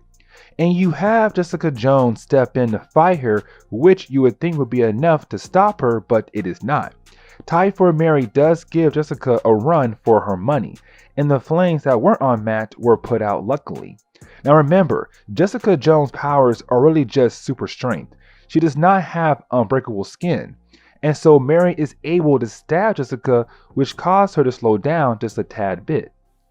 Except that is when you have Luke Cage appear, and with him being here, Mary can't really rely on her powers like she wants to. Also, her swords are basically useless too, all thanks to the fact that Luke Cage has unbreakable skin. And so Mary is trying to take on Luke Cage, Jessica Jones, and at the end of the fight, Matt Murdock does jump in too to help knock her out, which they do finally knock her out. And so the day is saved, except at the end of the fight, Matt does pass out because of his wounds from this fight. Now, this fight right here is going to come back and make things worse for Matt later on. Jumping to later on that night, we see Matt is meditating, hoping it will help him recover from his wounds. And Milla is there as well, but she is right now laying in bed behind him. And this is where Matt is confronted by Agent Driver. And this begins them coming to understanding that Agent Driver is here to kind of help Matt out, telling him they locked up Mary. They are doing their best to keep the press from breaking down Matt's front door. And he is going to be here to watch over Matt. But you also have Agent Driver tell Matt that his little fight outside his front door does not help him when he is trying to convince the world that he is not Daredevil. But after Agent Driver leaves, you have Matt get in bed with Milla, and they discuss the fact on why Matt didn't want her around. Because right now his life is dangerous 24/7. And there is nothing he can do about it, and she could be killed just for knowing him, and he wants her to understand that this is not a game. Except to her, she liked this new thrill in her life, being around him and stuff, and so she is down with being with him still, even though now on a second date she almost died by a super villain. Now we pick up with the Kingpin, who we see that he is making his big move basically, where he plans to go after Matt finally, and we see him meeting up with someone to achieve the goal of messing with Matt's life. And this is where we find out that he is talking to no other than Bullseye. And this is a bold move for the Kingpin, because Bullseye is the one guy who has constantly messed up Matt Murdock's life, and so it makes sense for him to bring in Bullseye. But the story does jump back over to Matt Murdock and Milla laying in bed, where she wakes up to find out that Matt Murdock is going out as Daredevil again. And she is wondering why, because to her, he should be resting since what just happened to him with Typhoid Mary. But he tells her that he has to go because he needs to stop the Kingpin. He knows that the Kingpin will not stop until he is able to achieve whatever goal he has now that involves Matt Murdock. And so Matt leaves to go handle the Kingpin. Now, when Matt leaves, the story stays on Milla for a minute. It does not switch over to Matt going over to the Kingpin. And we see her laying in bed, thinking about how much she loves being the girlfriend of Matt Murdock. Except that is when we see that she is confronted by someone, and it is no other than Bullseye. And this is what the Kingpin wanted Bullseye to do. He wanted him to kill another girlfriend of Matt Murdock. Remember that Bullseye killed 2 of the women that Daredevil loved. And so right now, he's trying to add a third to that list. At the moment where Bullseye thinks he's about to kill Daredevil's new girlfriend, well, Daredevil comes back, and it leads into a battle we have seen so many times. Daredevil versus Bullseye. It is something that will always happen, except this time you have Daredevil tell Bullseye that he is tired of him, that he is tired of toying with Bullseye because Bullseye has hurt him enough, taking so many people from him and other people in the world. And so we see Daredevil kind of get savage with Bullseye, like beating him down and making him bleed from his head because he is carving a symbol into his head. Daredevil is tired of Bullseye always coming around and trying to mess things up for Matt Murdock's life. And after Daredevil basically beat this man to the ground, that is when we find out that apparently Daredevil was working with Agent Driver. Like they knew Bullseye or someone else would come here to finish up the job that Mary Typhoid couldn't do. And so it leads to Daredevil just handing Bullseye over to Agent Driver and his FBI force. But the story is still not done just yet. You have Matt go upstairs and check up on Milla to see how she is doing, where of course she is okay and still wants to be part of his superhero life. And this proceeds into Daredevil thinking that he has to finally stop this, and he knows the only way to do that is to go after the Kingpin and stop him. We then pick up with a few pages where we see a bunch of dead bodies, and I mean a bunch of dead bodies, y'all. We are seeing bodies popping up in the most unusual places. But these men had a hand in trying to take over the Kingpin's area while he was away. And so this is the Kingpin coming back and cleaning house basically. Killing them off is him making a statement that now he is back in the picture, everything is under his control again. And we see him calling a meeting and letting people know that he is back and everything is under his control. Now, of course, you have some of these guys trying to tell him no because he has been gone and things were better for them on their own rather than working for the Kingpin. Except you have the Kingpin tell these guys that if they want to deny what he wants, well, he will kill their family. And so you have them basically agree to the Kingpin's new terms. Now this leads to the best moment of the book because you have Daredevil appear at this meeting, just crashing in and stuff, where we do get to see these two fight out, and Kingpin and Daredevil, a fight we have seen so many times in comics, but this time it is different because this fight is more of Daredevil telling us that he had enough of the Kingpin, like he was more aggressive with Bullseye earlier. And this is Daredevil being more aggressive with the Kingpin as well. And so you have Daredevil just beat down on the Kingpin until the Kingpin is actually knocked out. Now to wrap up this story though, you have Daredevil take the Kingpin to another spot where a bunch of men had already agreed to work for the Kingpin or trying to become the new Kingpin. And you have Daredevil make these men spread the word that he is tired of people like them pushing stuff into the streets of Hell's Kitchen that are killing people. He showed them what he did to the Kingpin and explained that if they continue, he will do the same thing to them as well. That if they want somebody to be their boss, someone to control them, someone to look up to or whatever, he will be the new Kingpin of New York. And they can spread the word. And remember that the world knows right now that Matt Murdock is Daredevil. And so to him, this is him saying that Matt Murdock is the Kingpin now. And this is where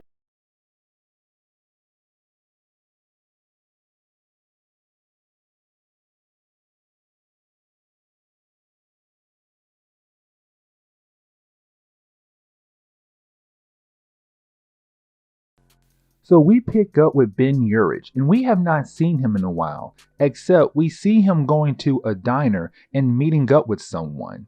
and we don't get the chance to see who it is. But he tells us that it has been a year since Daredevil had claimed the Kingpin role of the city. In the year from our last video till now, Daredevil has been going around making sure the city runs in his image, making sure villains are not trying to do anything. He just goes around Hell's Kitchen beating down on bad people. Now this leads into us finding out that Matt Murdock and Foggy Nelson won that settlement. Remember, in our first few videos, Daredevil's identity was told to the world that he was Matt Murdock, and his idea was to claim that the Daily Globe published a false story about him, and so he sued them for $100 million, I think. Except we find out that him and his girlfriend Milla Donovan gave all the money away to the city to help make Hell's Kitchen better, and that has always been his goal for years. But then you have Ben Urich tell us stories how the city wanted him to run for mayor. In 1 year, a lot of things happened to Matt, and every single thing that happened to him is something amazing. And Daredevil comics usually show Daredevil always struggling to have anything great in his life, and so seeing this for him is great. But then we learn that not everyone is happy that Daredevil claimed himself as the Kingpin, and we jump forward to Matt Murdock meeting up with some other heroes like Luke Cage, Spider-Man, Doctor Strange, and Reed Richards, and we learn that they hated the idea of Matt Murdock claiming himself as Kingpin because he is putting a target on his head and anyone who is close to him, also making it hard for the other heroes as well, because every other villain or bad person in Hell's Kitchen have left there and went to other parts of New York, meaning more work for other heroes. But you have Matt tell them to do what he did. They will see how great it is. Just go there to your part of town and claim yourself as the Kingpin of that city. But we jump forward to the day before Ben Urich arrived at the diner to meet up with that mysterious person, where we see Matt and Milla out on a date. But then you have Matt send Milla away and tell her to call the one person he told her to call if something bad happens to him, because we find out that a group of gang members appear out of nowhere to kill Matt Murdock. And this is not a small group. This is a huge sized group ready to kill him.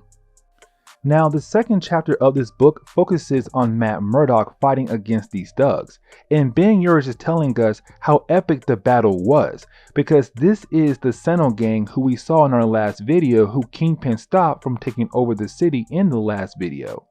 And with Wilson Fisk gone, this gang was looking at trying to take over the city, but here comes Matt Murdock claiming the title, and now these guys want him gone. Plus, they know that Daredevil is Matt Murdock, thanks to the fact that his identity was told all over the world thanks to the Daily Globe.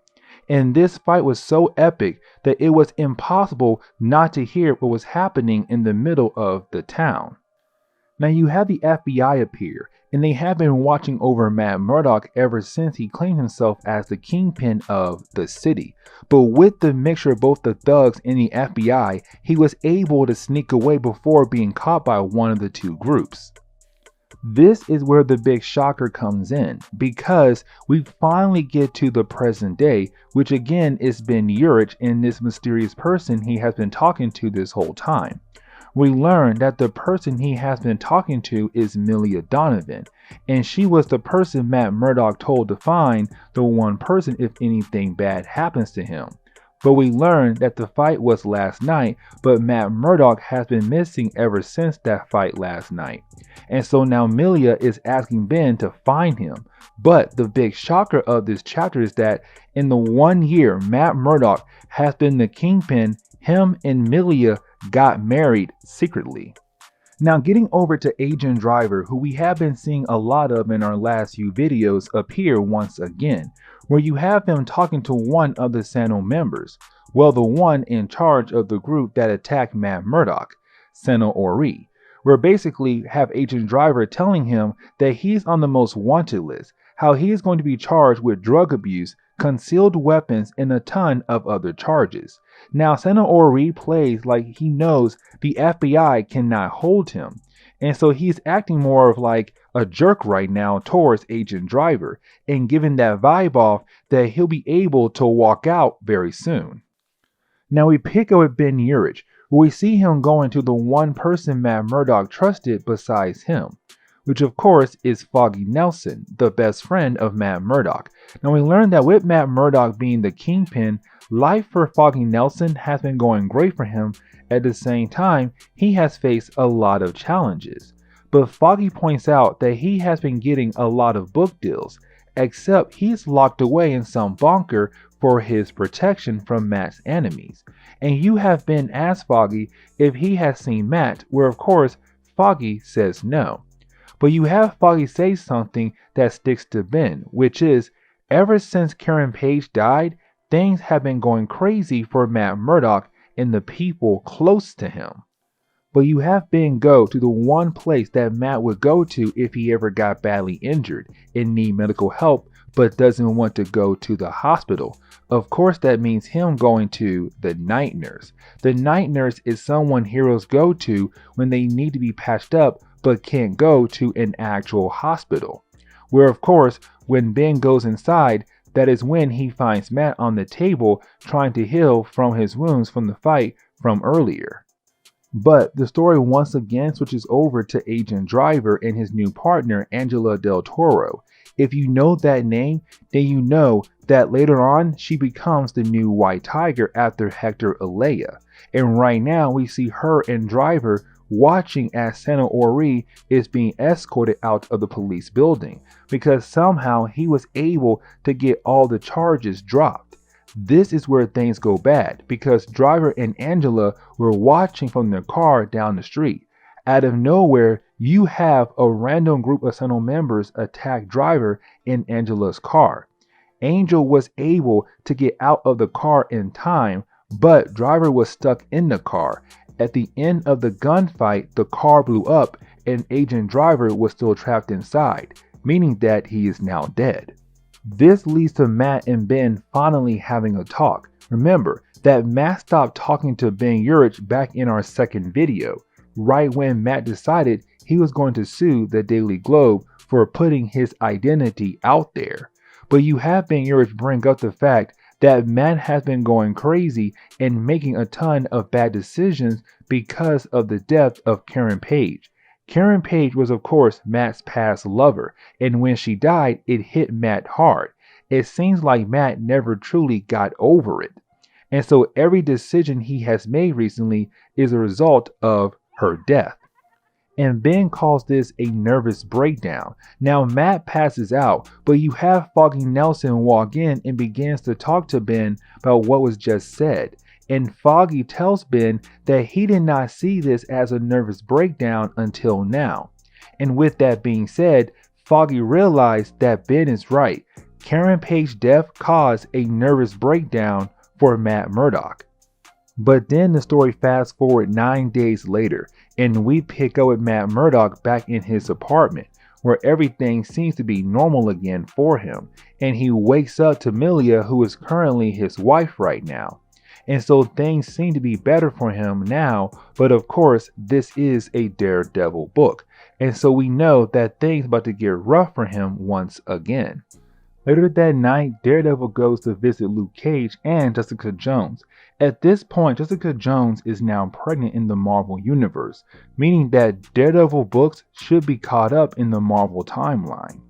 But we see Daredevil coming here to make amends with Luke Cage since they had a fallout a while back, where of course Luke Cage and Daredevil do make up. But then you have Daredevil ask Luke Cage for one favor, and this about taking down someone who has done damage in the city. This is where we pick up with Santa Ori, but he is at some bar and I'm guessing that he owns, where we see him thinking that he has won where it comes to with him being able to get the charges the FBI had on him dropped. But while he is chilling at this bar, that is when there's a huge explosion in the building, and we see that Daredevil and Luke Cage had recruited other heroes to help them take down the Sentinel gang. And so now you have Daredevil, Luke Cage, Spider-Man, and Iron Fist. And Daredevil got word what Sentinel Ori did to Agent Driver earlier, and so he is here to make Sentinel Ori pay for killing Agent Driver. Now, the final chapter of this book is used as a way to give us the battle between the heroes and the Sentinel gang, where really it is the heroes taking the Sentinel gang down with no problem at all. Truthfully, it is funny to see these guys try running up on the heroes like they have a chance of winning this fight, and each hero does something to embarrass one of the gang members. And one thing to point out is that the MGH, mutant growth hormone, is being used by the Sentinel gang, showing us that the drug is still being run throughout the streets of Hell's Kitchen. Now you have Daredevil go and chase down Sentinel Ori because he is trying to escape, but also the fact that he killed Daredevil's newest friend, Agent Driver, where the fight does go on for a while, but this is Daredevil's brightest moment in the book, meaning that of course he wins the fight against Sentinel Ori. Now, before the fight ends, we see Sentinel pop some MGH pills as well, thinking that it will give him the edge in the fight against Daredevil, where this is not the first time Daredevil had to fight someone who decided to use the MGH drug while fighting him. And so the story seems to end there, but we still have one more part to cover. And we pick up with Matt getting back home, where he is greeted by Milla like usual, except this time you have Milla upset, where she tells Matt that Foggy told her about Karen Page, how Ben and Foggy think that the death of Karen Page has truly affected the way Matt thinks and proceeds with his life. And Matt denies it at first, but you have Milla continue to push the idea in front of Matt, to have him realize that it could be true, where Matt finally agrees that Karen Page's death has played a big part in his nervous breakdown, where Milla asks Matt that did he only marry her because of his nervous breakdown, and Matt says that it could be it, meaning that he may never had truly loved her, and so she leaves crying, saying that this is not something she wanted to hear and be part of. And this is where we are going to end today's video. And so guys,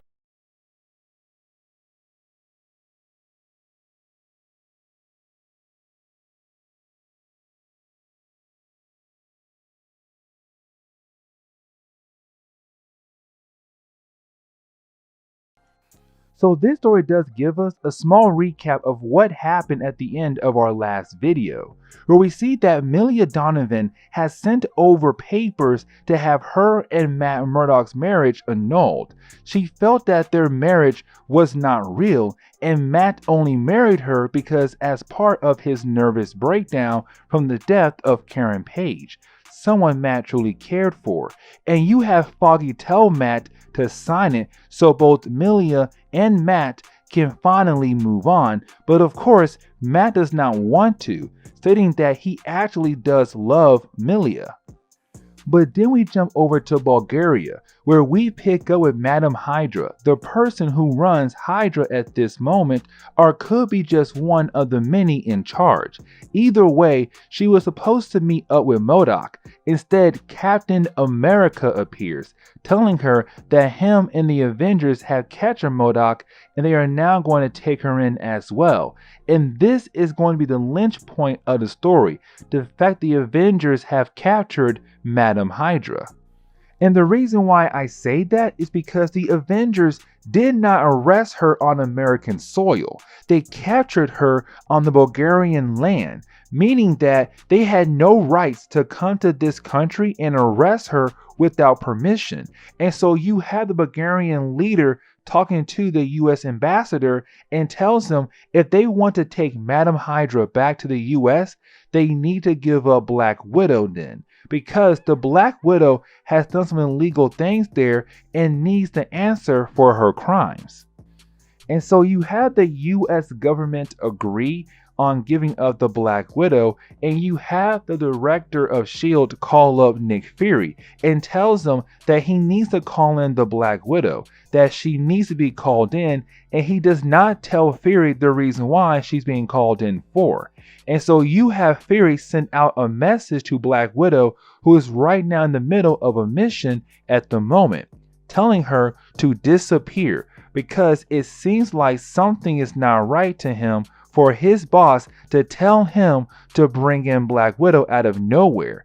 And so she gets the message, aborts her mission, and ends up disappearing like Nick Fury asked her to do. Now, getting back over to Matt finally, you have Bendis remind us the main point of his overarching story. The whole world knows that Matt Murdock is Daredevil, and since Daredevil had claimed the role of the Kingpin, people have brought up the topic again about Daredevil being Matt Murdock and now the Kingpin. And so with that being all over the news and the fact that he is going through a divorce right now, you have Matt Murdock tell Foggy he is going home to relax. Except when Matt gets home thinking that he's about to have a quiet night for once in his life, we come to find out that Black Widow has snuck into his apartment and was waiting for him to do the dirty. Now, Daredevil and Black Widow used to date a long time ago, and now it is more of them just having a fling here and there. And she wants some, but he's like, I can't because he is a married man, and he has not told her yet.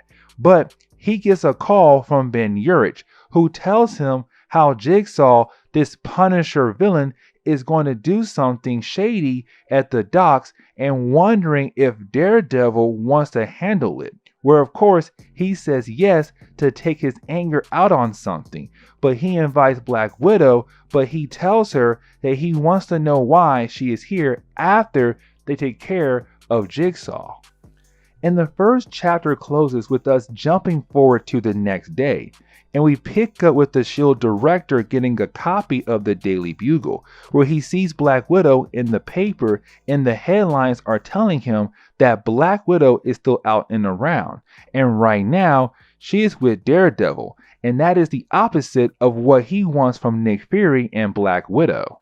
But then the story shows us what happened with Daredevil and the Black Widow when they fought against Jigsaw last night, where it is honestly a 3-page fight where they were able to take care of Jigsaw very quickly. It makes sense because Daredevil and Black Widow are both trained fighters, and then there is Jigsaw, someone who is definitely not a well-trained fighter. And so the fight is wrapped up very quickly, and Ben Urich reports the story, and that is how word got out that Black Widow is with Daredevil. And so you have Daredevil and Black Widow go home, and this leads into a section where they kiss. And so we know what Black Widow wants to do. And Daredevil is very tempted to go with her plans, except Daredevil goes downstairs, finds his briefcase, and looks at the papers from Milla Donovan's lawyer, who is again asking to have their marriage annulled. But Matt does not want to because he loves her. His love for Milla makes him turn Black Widow down for the night. But then the story jumps forward to the next day, and we get a small section where Matt and Foggy are working out of their office, and Foggy gets today's paper where he finds out that Black Widow is back in town and asks Matt what is going on between them, and you have Daredevil tell him nothing at all. Now when Foggy leaves the room, we see Jigsaw appear in the office of Matt, telling us that Jigsaw was able to pay off his bail. But the reason why he is here because he knows that Daredevil is Matt Murdock, like the rest of the world. Also throwing in the fact that Daredevil did claim himself as the Kingpin of the city. And so Jigsaw came here thinking that the reason why Daredevil and Black Widow attacked him last night is because he was moving in on Daredevil's turf. And this made Matt angry because he's tired of people thinking that he is that kind of Kingpin, the same kind as Wilson Fisk. And so he tells Jigsaw to leave and he calls security. And then that made Jigsaw angry because Jigsaw has no idea what in the world is Daredevil doing as the Kingpin. Like, what is his game plan being the Kingpin? But moving on with the story, we now see Daredevil and Black Widow having lunch. This is where we see Daredevil finally tell Black Widow that he is technically married, but it is on the verge of being over, and Black Widow cannot believe it. And you have Daredevil explain everything that had happened between him and Milla. Sadly, before Black Widow is able to continue on to hear that the man she still has feelings for has moved on and got married, that is when you have Matt Murdock senses something in the far distance, that someone is watching them. And out of nowhere, a bunch of bullets start flying all around them. Of course, the sniper does miss Daredevil and Black Widow, mainly because Daredevil was able to detect that the sniper was nearby with his enhanced senses. And so you have Daredevil appear and begin the process of beating down on this random sniper.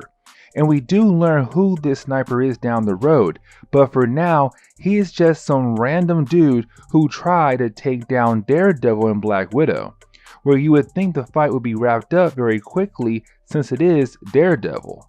Only to find out that this sniper brought a secret weapon, some device that emits a high-level radio wave, that of course begins to mess up Daredevil because Daredevil does have enhanced hearing. And so it does throw him off and gives the sniper the chance to now beat down on Daredevil. Except the sniper forgot about Black Widow, who appears to help out Daredevil. At first, there is this stare down between her and the sniper, and him asking her if she thinks she is faster than his gun, where she tells him yes, and then proceeds to go after him, only to end up getting shot in the shoulder and have a small quick 2 to 3 page fight with this guy and get thrown off the roof by him. Luckily, she was able to fall into a dumpster that broke in her fall, but of course the sniper is gone, and when she gets back up there, we see Daredevil has been unmasked by the guy, meaning the guy confirms that Daredevil is, in fact, Matt Murdock. Later on, Daredevil and Black Widow go back to the home of Matt Murdock, where you have them mending to each other's wounds, except you have Matt ask Black Widow, why is she here? Since he thinks that the sniper was really not after him, where she tells him that Nick Fury called her in, which tells her that something is wrong. She is a top-level S.H.I.E.L.D. agent, an Avenger, and a hero, and so if she gets called in, it means someone is gunning after her. The questions are, who and why? And so you have Daredevil understand why she came here to him in the first place. That is when Daredevil once again detects something. This time he detects that there are a group of people with guns who have broken into his home. Now Black Widow wants to go ahead and handle this now, but you have Daredevil tell her no. He wants his Matt Murdock life to stay clear from his Daredevil life, and he is trying to convince the world that he is not Daredevil. And so he comes up with a plan before sending Black Widow away, and we do not know what the plan is just yet. Except we do find out that it is Jigsaw and a group of his men, and he is still upset about being taken down by Daredevil earlier. Now, the story does shift over to Nick Fury, and we find out that Nick Fury did not know that Black Widow ran off to Matt Murdock. He was hoping that she would really stay hidden from the world, not run to her ex-boyfriend whose face is all over the news right now. And so you have Fury wondering, what in the world is going on? But you also have one of the S.H.I.E.L.D. agents tell Nick that someone tried to access the Matt Murdock file. And the question is, who is trying to access that file? But then the story shifts back over to Matt Murdock, and we see him outside of his house while Jigsaw is inside the house looking for Matt. And this is part of the plan, because you have Matt try to call the police, and every time he tells him who he is, they laugh at him trying to call for help, because they know that he is Daredevil and he should be able to handle his problems on his own. And so he has to pretend to be someone else when he calls the police, and which then leads to the police saying they will be there. But while he was doing that inside the house, we see that Jigsaw and his men are looking through the house, and they fall upon Black Widow, who's pretending to be someone who is just visiting Matt from somewhere else, that she is just an innocent young lady and she is scared out of her mind. Now while Jigsaw and his men are looking at Black Widow as someone who is attractive, That is when they hear the police sirens, and of course makes Jigsaw men leave scared. But for Jigsaw, he stays because he realized that this is Black Widow. Of course, before the cops are able to walk in, she takes down Jigsaw. This is where we learn that this was Daredevil's plan the whole time. He wanted to pretend that he was out taking care of business while Jigsaw broke into his home. That led to Black Widow pretending to be someone who was just visiting Matt, and she got lucky with being able to knock out Jigsaw. That was the whole plan, in a way for Brian Michael Bendis to get rid of Jigsaw from this story. Now the story does jump forward to the next day, where we see Black Widow and Daredevil out in the middle of the city. Except this is really them being used as bait, because we see the sniper from earlier reappear again trying to kill the both of them. Where he sees Black Widow and Daredevil give him a look that they know that he is there. But then we see S.H.I.E.L.D. and Nick Fury has shot a tranquilizer on him.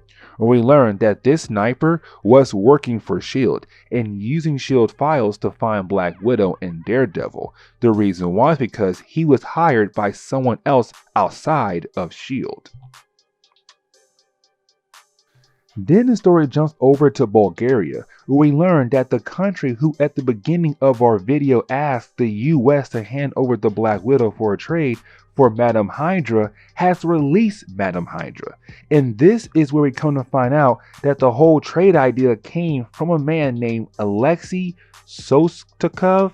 Yes, I'm pretty sure I just butchered his last name, so please forgive me, but he is the Red Guardian, who is supposed to be Russia's Captain America, but he has some connection to the Black Widow as well. And he asked for the trade because the US broke the international rule concept so he could get Black Widow because he hates her. Long story short, Black Widow and the Avengers take him away. Now the story finally ends with Matt Murdock going to the home of Milla Donovan, where of course he is confronted by her. Now he does try to talk to her again and tries to convince her that they should try this one more time. And she tells him no. No matter how Matt words it, she is not going to fall back in love with him, because to her it seems that the only reason why Matt married her is because he was having a nervous breakdown over the death of Karen Page. And so at the end of the book, you have Matt give her what she wants. He signed the papers to have their wedding annulled, and that is the end of this storyline.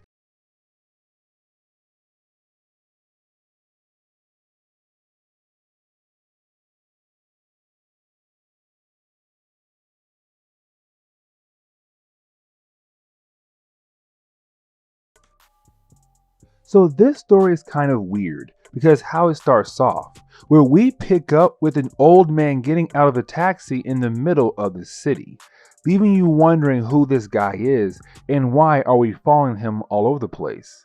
That is when the story starts to do a flashback with this guy, but when he was about 60 years younger, around the 1940s. Letting us know that he's going to be an important character in this book. The question is, who is this man in the first place? That is when we see him walking down this dark alley and him arriving at this random door. But this is letting us know that he is here to meet someone, and this tells us what era this is. Because when he walks into the room, he is greeted by a bunch of Nazis, who of course praises Hitler. Except they are here for some diamonds that this guy we have been following has stolen recently. And we learn that his name is Alexander Bont, and he is just trying to get paid. Except while the trade was going down, that is when we get introduced to a hero we never heard of from this era pop in to stop Bont and the Nazis from making this trade. Now the hero name is not really important here. And the reason why I say that is because Bont tries to run away and his hero tries to stop him from escaping. And so the hero chased after Bont, but lost track of where Bont went to, only to find out that Bont hid behind this hero, grabbed a chunk of wood, swung across the back of this hero's head. Now it seems like Bont killed this hero, but he does leave and heads home. This is where Bont goes home and meets up with his girlfriend Lucy, where he tells her they have to get out of town, mainly because this man just killed a hero, but he also kept the diamonds he was meant to give to the Nazis, except he then hears how one of his pals was sent back to Italy. And with that happening, something snapped in his mind that it's time for him to make his move in the world. And so you have him decide that he is going to use the diamonds for something. But the story shifts forward a few years to the point where we pick up with the early days of Daredevil's time as a hero. And you can tell because he is wearing the original Daredevil outfit. It was yellow and red. But we see Daredevil meeting up with Bont, who is now older and married to his lady Lucy, except it seems like he has become the kingpin of the city by this point in his life. Now you have Daredevil here to tell Alexander Bont that the Fixer is going to jail, a guy who was working for Bont. But Daredevil tells Bont that with the Fixer going to jail, he is going to tell the police who his boss was, which of course the Fixer does, and as soon as Daredevil leaves, the police arrives.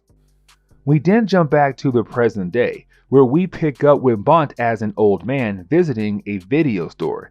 He comes to find out that his restaurant that he had when he was the Kingpin was turned into a video store. Then we see him watching Matt Murdock from afar, seeing Matt still dealing with the fact that the world knows that he is Daredevil. And you can tell Bont hates Matt Murdock. But then you have Bont go to a nearby graveyard where he sees the tombstone of his wife Lucy. And so we know that he was in prison. And while he was in there, his wife Lucy died. We then see Bont going to visit one of his friends from the past named Sal, where you have Sal confirm for us that Bont did go to jail and he just finally got out of jail.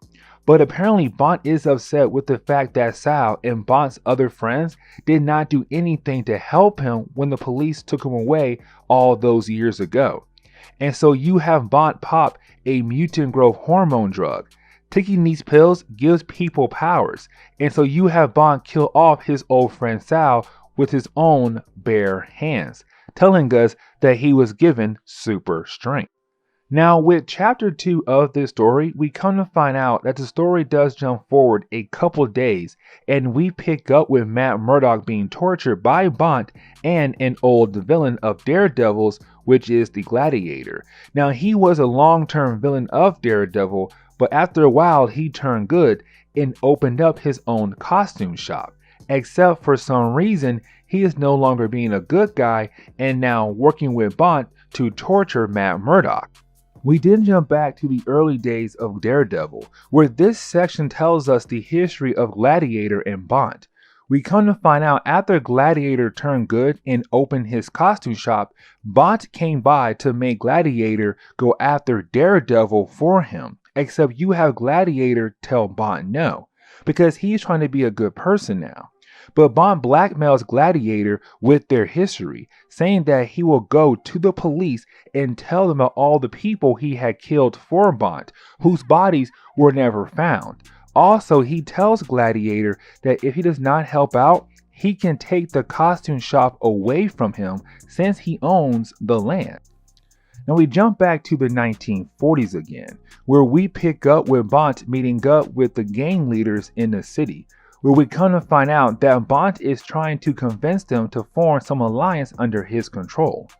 And they are wondering why in the world should they do what he wants, because right now the only thing Bont has under his belt is that he killed a random hero. But in the middle of the meeting, you have another hero appear in the meeting to capture all the gang leaders and Bont. Except in the middle of the fight, you have Bont kill off this hero as well, showing the other gang leaders that Bont can handle pressure very well and gives him enough credit that they should follow under Bont rules. Now we pick up with Angela Del Toro, who we met a couple videos ago, where she was the partner of Agent Driver, who is now dead. But we pick up with her arriving at the crime scene where Bont had killed his old friend Sal, trying to figure out what happened here. where one of the ladies who found the dead body tells Angela that she saw Bont actually kill this man by punching him to death. We then jump back in time where Bont was the Kingpin and it was the early days of Daredevil. Now remember, at this point the Fixer went to jail and we found out that the Fixer told the police about Bont. And so now he needs a lawyer to help deal with his legal problems. And so he goes to Matt and Foggy hoping they will help him because back then they were brand new to being lawyers, and he was thinking that they will be starving for a chance to prove that they can be great lawyers, except he does not know the fact that Matt is Daredevil. And so when he goes to visit Matt and Foggy, they tell him no. Plus, they have another case where their client is trying to sue him, and so he is right now in a tough spot at the moment. But getting back to the present day, we pick up with Gladiator and Bont still torturing Matt Murdock. Except we now know that Bont is planning to make Matt Murdock last day something to remember. And so he starts to record everything while Gladiator continues to beat down on Matt. Now, while Gladiator is torturing Daredevil, we can tell that Bont is holding on to something to blackmail Gladiator with to make him do all of this. Because by this point, Matt Murdock and Gladiator are somewhat friends. But the story jumps back again, back to the early days of Daredevil, where we see him fighting against Gladiator, telling us that back when Bont was the Kingpin, was able to convince Gladiator back then to go after Daredevil. Now even back then at this point, Gladiator was trying to be a good guy, and so when Daredevil beat Gladiator, he knows that something must be up for Gladiator to attack him. And so he asks, why did he do this? Who made him do this? That is when the story shifts over to Bont, who's at a nearby club cheating on his wife with another lady. Except that is when he hears a loud crash outside, and it was Daredevil laying the body of Gladiator on Bont's car. And so when Bont goes outside, he sees Daredevil letting him know that Gladiator told the police and Daredevil it was Bont who hired him, and now the police are arriving to take Bont away to jail. Now this is where we build towards having Angela Del Toro become the White Tiger, and it takes place one day before the present day. Remember, I stated a while back in a previous video that she was going to become the next White Tiger, and this is how it all began, because we learn here that she was assigned by the FBI to build a case against Matt Murdock. But we pick up with Matt Murdock and Foggy leaving their office, where you have Matt realize that someone is watching them. Of course, he knows that it is Angela Del Toro, and so he sends Foggy home and goes back inside to have a one-on-one conversation with Angela. That is when there's a knock on the front door, and Matt is greeted by Angela. Now Matt is thinking that she's here to find some evidence that he is Daredevil, because again, Matt has been trying to convince the world that he is not Daredevil, except you have Angela tell Daredevil that she is not here for the case, and that is when she reveals that she has the White Tiger amulet, the same amulet that let Hector become the White Tiger. And the question is, how did she get the amulet? Where she tells that Hector was her uncle, and somehow the amulet was given to her. Now getting back to the present day, we see Bont and Gladiator still torturing Daredevil, except now Bont wants to take this to the next level, and so he instructs Gladiator to take Daredevil outside for the whole world to see, because under Matt Murdock clothes is the Daredevil outfit, showing the world that it is true. Daredevil is Matt Murdock, and he is going to continue to record this whole thing. But the story had to give us a section where Bont learned that Daredevil is Matt Murdock, like the rest of the world did. He was just chilling in prison until one of his friends hands him a newspaper from the Daily Globe that tells him that Matt Murdock is Daredevil.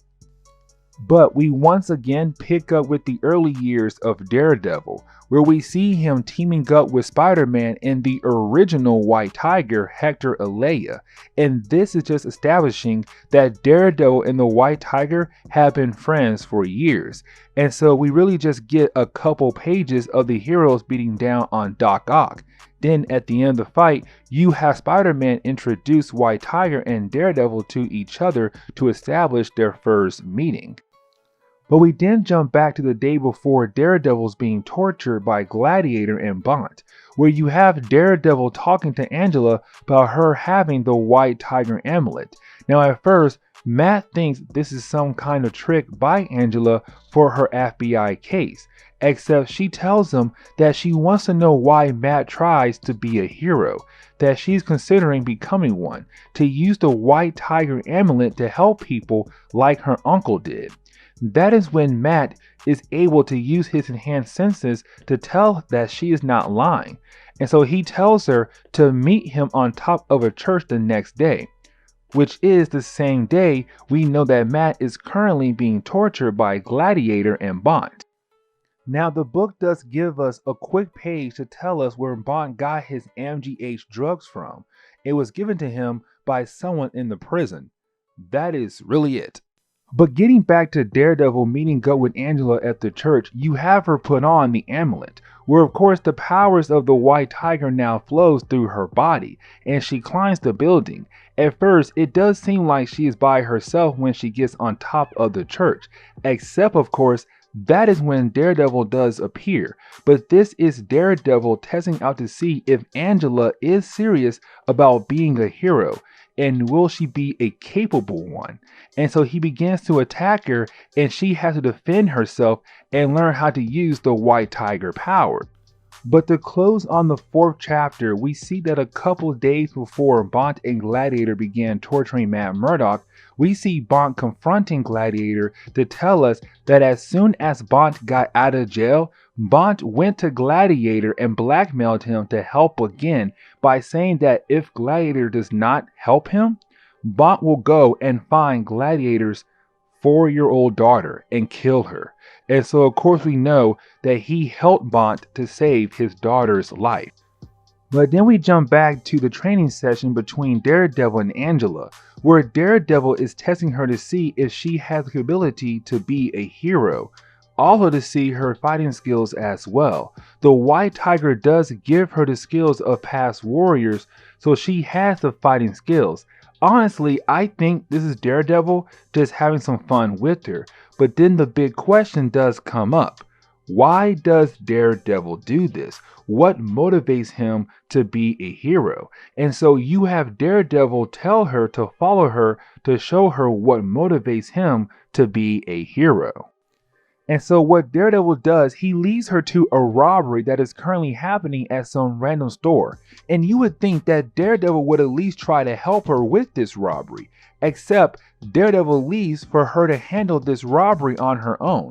Which of course he knows that with her being an FBI agent, she is not going to stand there and not try to help out. And so we watch her fight against this random thug, and at first she struggles with the guy, but after a while she starts to get the hang of it and was able to save the store owner's store and his life, which answers the question of what motivates Daredevil to be a hero, which is helping people. Then later on that day, we see Matt Murdock walking home, but when he walks up to his door, he realizes that Gladiator is there and confused on why. Because at this point, they are somewhat friends, except he knows that Gladiator is wearing his old outfit, meaning something is up. That is when Gladiator attacks Matt, knocks him out, and of course, takes him to Bont. This is where Brian Michael Bendis begins the process to wrap things up for the story, where we see Angela walking into work, where she overhears that someone has Matt Murdock and is throwing him all over Hell's Kitchen in the Daredevil outfit, and so she leaves to deal with that problem. Then the next page, we pick back up with the torturing of Matt Murdock by Gladiator and Bont, where it seems that Gladiator is going to strike the killing blow to Matt, except you have Angela appear using her White Tiger powers to stop him, and this leads into her fighting against Gladiator for a time being. Then you have Bont pop more than one mutant growth hormone drugs to give him powers to go ahead and kill Matt Murdock. Now Matt Murdock realized that Bont's heart cannot handle it, and Matt is trying to tell Bont that he needs to stop, but Bont is not listening at all. And so right when Bont is about to kill Matt Murdock, that is when Bont's heart explodes, killing him. And that is why we do not see Bont around anymore in comics, because he died right here at this moment. And that is how Bont is killed off in the Daredevil comic. We then get one more page from the early days of Daredevil right after Bont went to jail, where we see someone telling Wilson Fisk that Bont has gone to jail. And so Wilson Fisk thinks it is time for him to become the next Kingpin of the city. And this is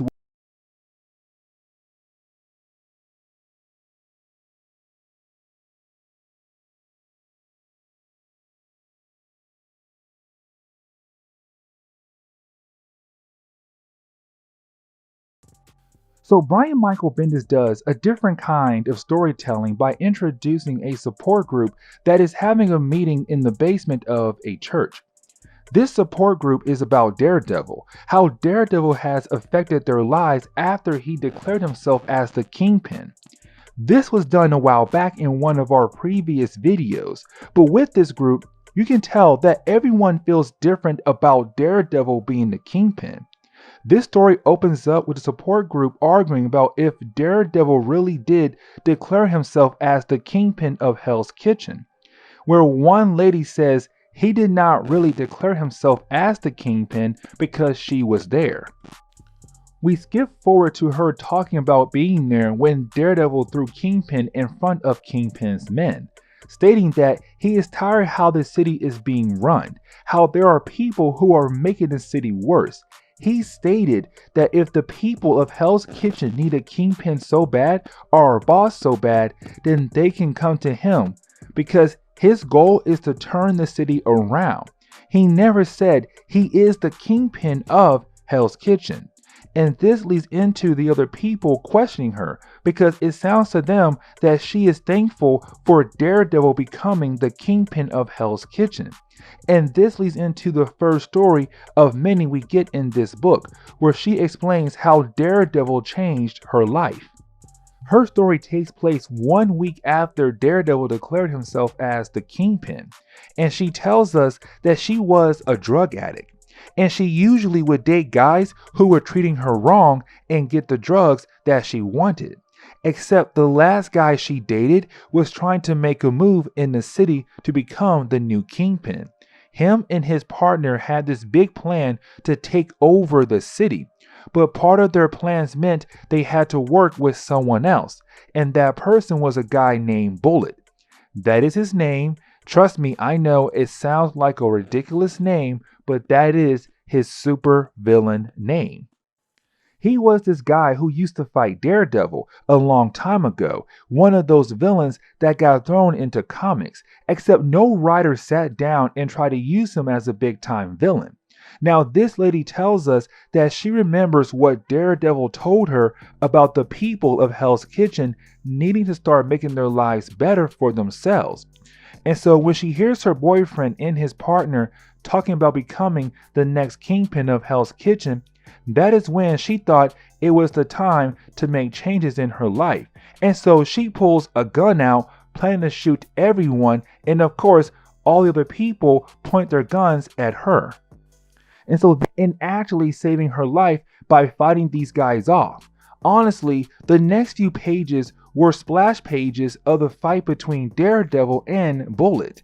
And this is to show again that Bullet is literally a villain no one takes seriously, but after Daredevil comes in and defeats Bullet, that is when you have this blonde lady tell us that at that point she knew she had to turn her life around, especially after Daredevil just saved her life. After her story, you have the people continue to show their emotions on how they feel about Daredevil being in Hell's Kitchen.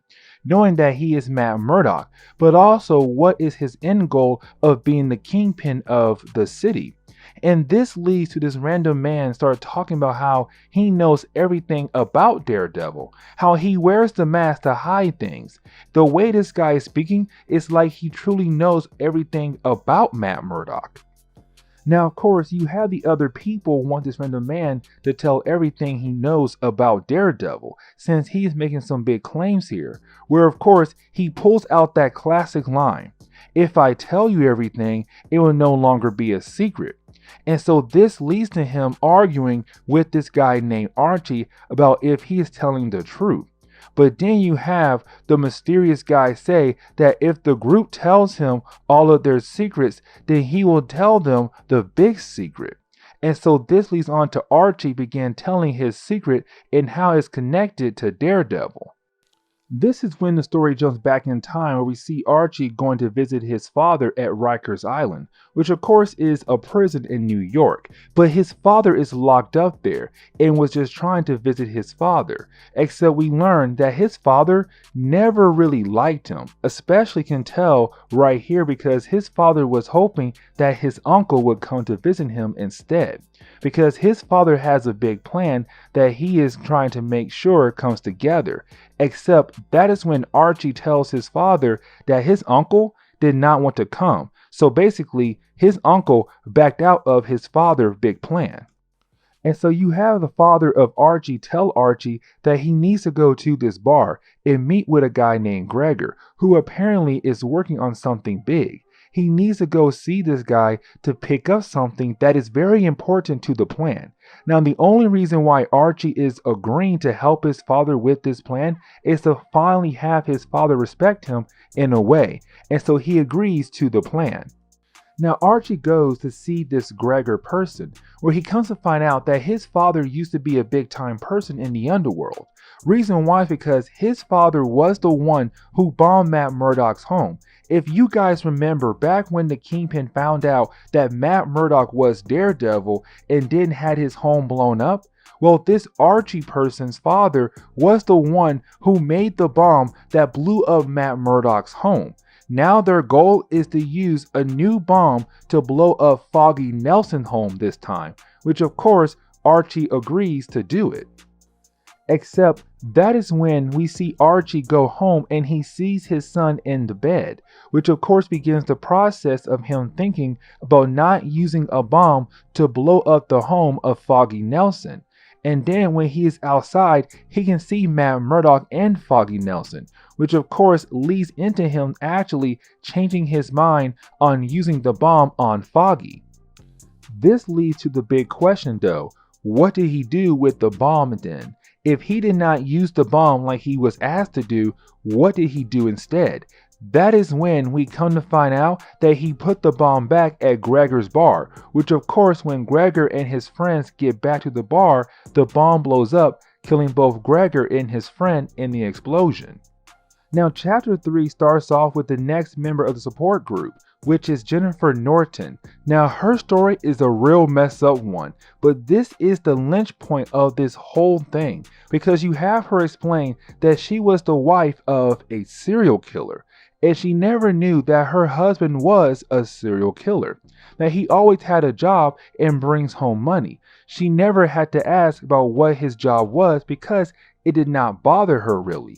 Except she tells the group that one day she gets a call that her husband has been arrested for his crimes. And before she can even process what she just heard, her mom calls her because it is all over the news that her husband has been arrested. But this leads into the group asking if there were any signs of her husband being a serial killer. This leads into her talking about the one time she went into the basement to check up on her husband, except when she goes down there, she sees her husband talking to some demonic creature, which of course makes her wonder what in the world is going on. But that was something that was stuck on her mind till this day.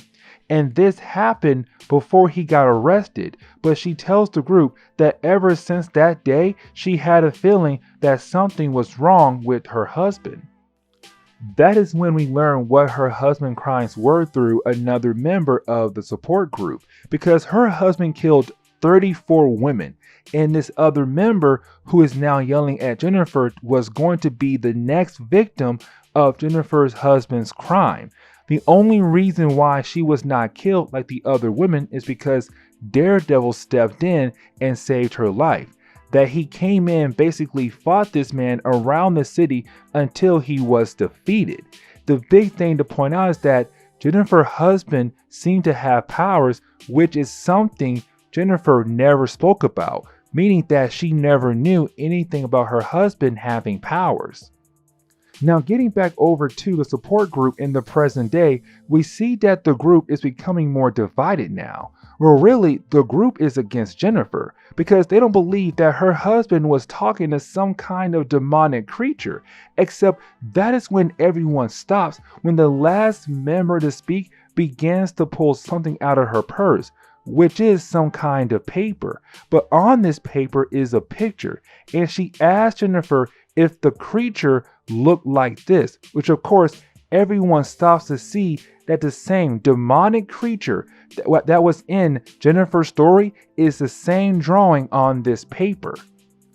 And this leads into Jennifer saying that it is the same creature that her husband was talking to, but it leads on to this elderly lady saying that her daughter drew the picture before she killed herself. But before she drew the picture, Daredevil had saved her daughter from a villain named Jester. Now, Jester was just a low-level villain of Daredevil who appeared back in Daredevil Volume 1, number 42 in 1968. But he was just a guy who was robbing banks in a Jester outfit. There was nothing special about him, but this is Brian Michael Bendis kind of making a decent story for the character. But getting back to the main story, we get a couple pages to remind us of something that happened earlier in Brian Michael Bendis' Daredevil run, which was the marriage of Milla Donovan and Matt Murdock, which now at this point, they are divorced. Now at first, this may seem kind of random to show a couple pages of this, but this is going to help tie in Daredevil to the final story in this book. Now remember, they got married, but it was done in private, and so the whole world still thought that Matt Murdock is a single man, or at least just dating Milla. The only people who knew about the marriage were Matt, Milla, Foggy, and Ben Urich. And so when this elderly lady starts talking about how she was close friends to Milla and the fact that she knew about their marriage, the group is shocked to find out that Matt Murdock got married and the world did not know. And she goes on to say that she was at the wedding, but also she used to work with Milla. Now, I'm going to skip over a couple pages because we get a small section where this lady has a conversation with Milla about Matt being Daredevil, which honestly is not important. It's just Milla kind of saying yes, Matt Murdock is Daredevil, but not really saying yes. Now you have the group ask the question, what does the marriage of Matt Murdock and Milla Donovan have to do with the fact that her daughter drew the same creepy picture of the demon that was in Jennifer's story? That is when she continues with her story, where she is at work and she gets a call from her daughter, except on the call, she can hear something happening to her daughter, and so she begins to freak out. Milla overhears this elderly lady freak out, and so she calls up Matt Murdock to go save this elderly lady's daughter. And we know that she was kidnapped by the Jester since we were told that earlier. Of course, Daredevil does save the young girl, but you have Daredevil leave and say that he has to find the Jester because Jester was acting different. That Jester was a completely different person in a way.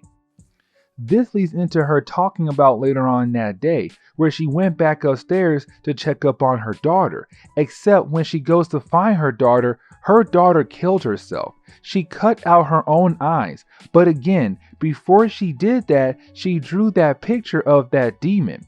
And so this leads into her yelling at the pastor about what does this demon mean? What does all of this mean? Now this leads into our mysterious character telling us that he knows Matt Murdock is some kind of ninja. Matt Murdock knows a lot of different dark art things, but you have him continue on to say that there are religions older than the one religion that these people believe in, which of course is Christ. But he proceeds on to say that Matt knows a lot of dark art things, some Shadow Warrior stuff. Then he finally says that Matt knows moves like being able to be in a room and no one can notice that he is there. And then everyone looks to see Matt Murdock has been in the room this whole time.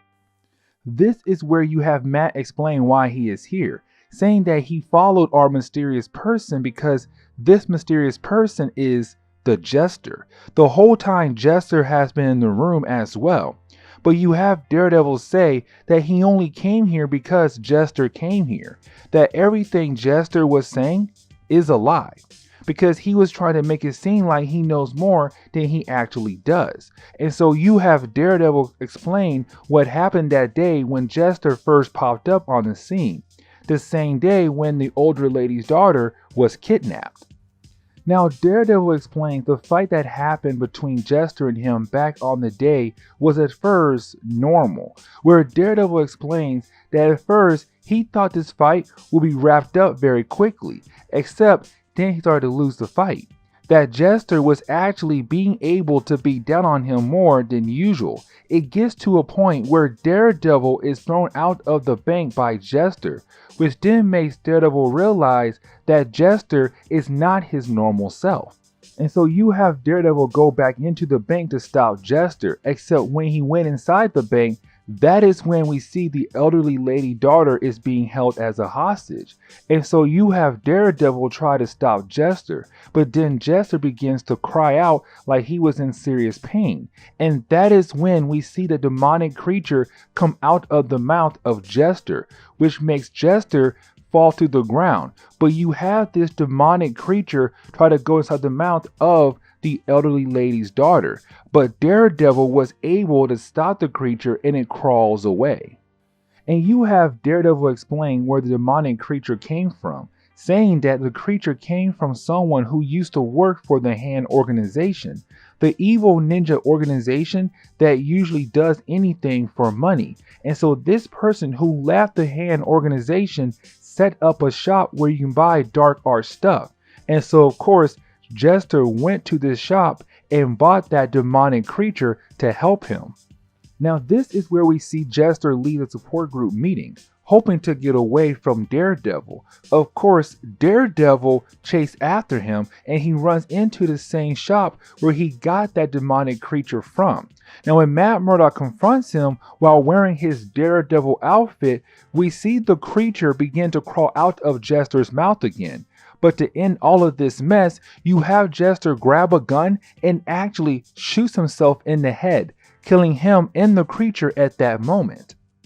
The story closes on Matt going back to check up on the support group, but when he gets back there, you have him explain that he did not want this to happen, that when he declared himself as the Kingpin of the city, he was not expecting a support group to be formed because he affected their lives in different ways.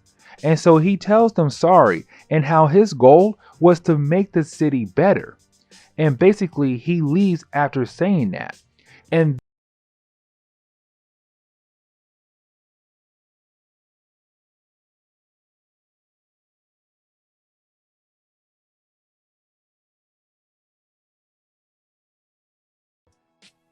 man, the way this story starts off, we pick up with Ben Urich, and we see him being escorted by the police to some prison in Kansas. Now, while he's being escorted into the building, that is when we learn who he is meeting, which of course is the Kingpin. And we have not seen the Kingpin since Matt Murdock declared himself as the Kingpin of the city. And so seeing him back here, you know that Brian Michael Bendis is going to end his run on one heck of a high note. But before we can learn more on why the Kingpin called Ben Urich to the prison, the story actually shifts over to Daredevil chasing down some random thugs who think they are going to get away. This may seem random to see because it's Daredevil just being a hero again. But the real reason why we are watching him do this is to show how the city thinks of Daredevil. Because after Daredevil was able to take down the thugs, you have a crowd of people start to cheer for Daredevil, showing him love. And Daredevil is actually enjoying the praise, but this is going to be the last happy moment for Daredevil before everything falls apart. Now getting back over to the Kingpin, who is talking to Ben Urich, this is the section where we learn why Kingpin called Ben Urich here for, where you have the Kingpin explain that he wants to make a deal with the federal government. But before he is able to explain what he means about making a deal, that is when the prison gets attacked, and Ben Urich can hear the sounds of the battle outside. But then it is quiet again, where someone calls him to tell him that everything is okay. He can continue to talk to the Kingpin. Where you have the Kingpin explain what he means by this deal he is talking about, that the government has been moving the Kingpin to different locations to keep him locked up, but the reason why they have to keep moving him is because the prison they move Kingpin to always gets attacked and they have to relocate him. But you have the Kingpin say that the government has nothing on him and they're just holding on to him, hoping that one day something will pop up, giving them the ability to finally take down the Kingpin. Except he says they're having a hard time doing that. But you have the Kingpin tell Ben Urich that he called Ben Urich here to have an interview that will get published by the Daily Bugle, that he's going to tell everything about the Kingpin. Now, he didn't say him, but he meant the current one, the current Kingpin, which is Matt Murdock. And with him telling everything, it will prove that Matt Murdock is Daredevil, and that is going to cause a lot of problems for Matt Murdock down the road. But the story shifts over to Foggy Nelson meeting up with Matt Murdock, talking about going out for the night, because they have been having a long period of time where nothing bad has happened to them, and they keep getting good news left and right. And Foggy feels like it's about time for them to have a night out in the city. Except when they are thinking about doing anything at all, that is when Milla Donovan walks in, the ex-wife of Matt Murdock, the one who left him, and now she is back here again to talk to Matt. Now, of course, Foggy Nelson leaves the room so Matt and Milla can have their conversation, except while he's out getting today's paper, that is when he sees the headline stating that Wilson Fisk has told every single secret, or he is going to tell every single secret about Matt Murdock and plans to give it to the FBI. Now we pick up with Director Delacourt, who is looking over the Matt Murdock case, and he is the one in charge of the FBI. But that is when he is confronted by Angela Del Toro, who is going to be the new White Tiger down the road. But you have Delacourt tell Angela that he is going to use the information that Kingpin has to take down Daredevil, because Daredevil has caused the FBI so many problems, and the fact that with Matt going around as a hero wearing a mask and taking the law into his own hands, that is him being a vigilante, and that is illegal. But you also have Delacourt tell Angela that the FBI has a better chance to take down Matt Murdock rather than take down Wilson Fisk the Kingpin. And once Kingpin hands over the information that he has about Daredevil, then it will be done. Now Angela looks at Delacourt as someone who is going to use Matt Murdock to get famous, because if Delacourt wins this case, he basically took down the Kingpin, because Matt did declare himself as the Kingpin of the city. But if Matt Murdock does go down, Wilson Fisk gets the chance to walk out and leave the country as a free man. And so Angela quits the FBI. But you have Brian Michael Bendis begin the process of bringing in characters who are close to Daredevil. For example, we pick up with these two guys who are excited about making some kind of deal, and they're going to be rich. Except Elektra appears and kills off one of the men. But before she goes to kill the other guy off, That is when she sees today's paper, and you have her see that Wilson Fisk plans to tell the world everything about Matt Murdock, and this makes her leave her mission behind to head back to New York to help Matt Murdock out with this new problem. We then pick up the Black Widow meeting up with Maria Hill, and this is telling us that at this point, Maria Hill is the leader of S.H.I.E.L.D. But long story short, you have Black Widow coming to her because she also saw the paper and wants Maria Hill to abuse her powers and shut everything down the FBI and the Kingpin are trying to do to Matt Murdock. But you have Maria Hill tell her no, because that would be her abusing her power of being in charge of S.H.I.E.L.D. Matt Murdock put himself in this position where the world found out who he is, and being a vigilante is illegal. If he was working for S.H.I.E.L.D., maybe he would have a pass. Since he does not work for S.H.I.E.L.D., he is screwed. We then pick up with Foggy Nelson, who has been hiding in his office, because outside his office, of course, is a crowd of reporters who want to know if it is true, because now Wilson Fisk is coming out stating that Matt Murdock is Daredevil. Now Black Widow does appear asking Foggy where Matt is at, and Foggy tells her he has no idea where Matt is at. And the last time we saw Matt was with Milla. Black Widow tells Foggy that she is trying to get him and Matt out of the country so they will not be arrested. But we see that Milla Donovan and Matt Murdock went to a hotel so they can of course do the dirty. But you have Matt and Milla have this heart-to-heart moment where it shows that Milla and Matt are getting back together, and they both still love each other. But while they are making out, you have Matt look out the window, and of course he sees his ex-girlfriend and the leader of the Hand, which of course is Elektra. Before we can see what happens with Elektra and Matt Murdock, we pick up with Wilson Fisk being escorted to some random old house to meet with the FBI director, Delacourt.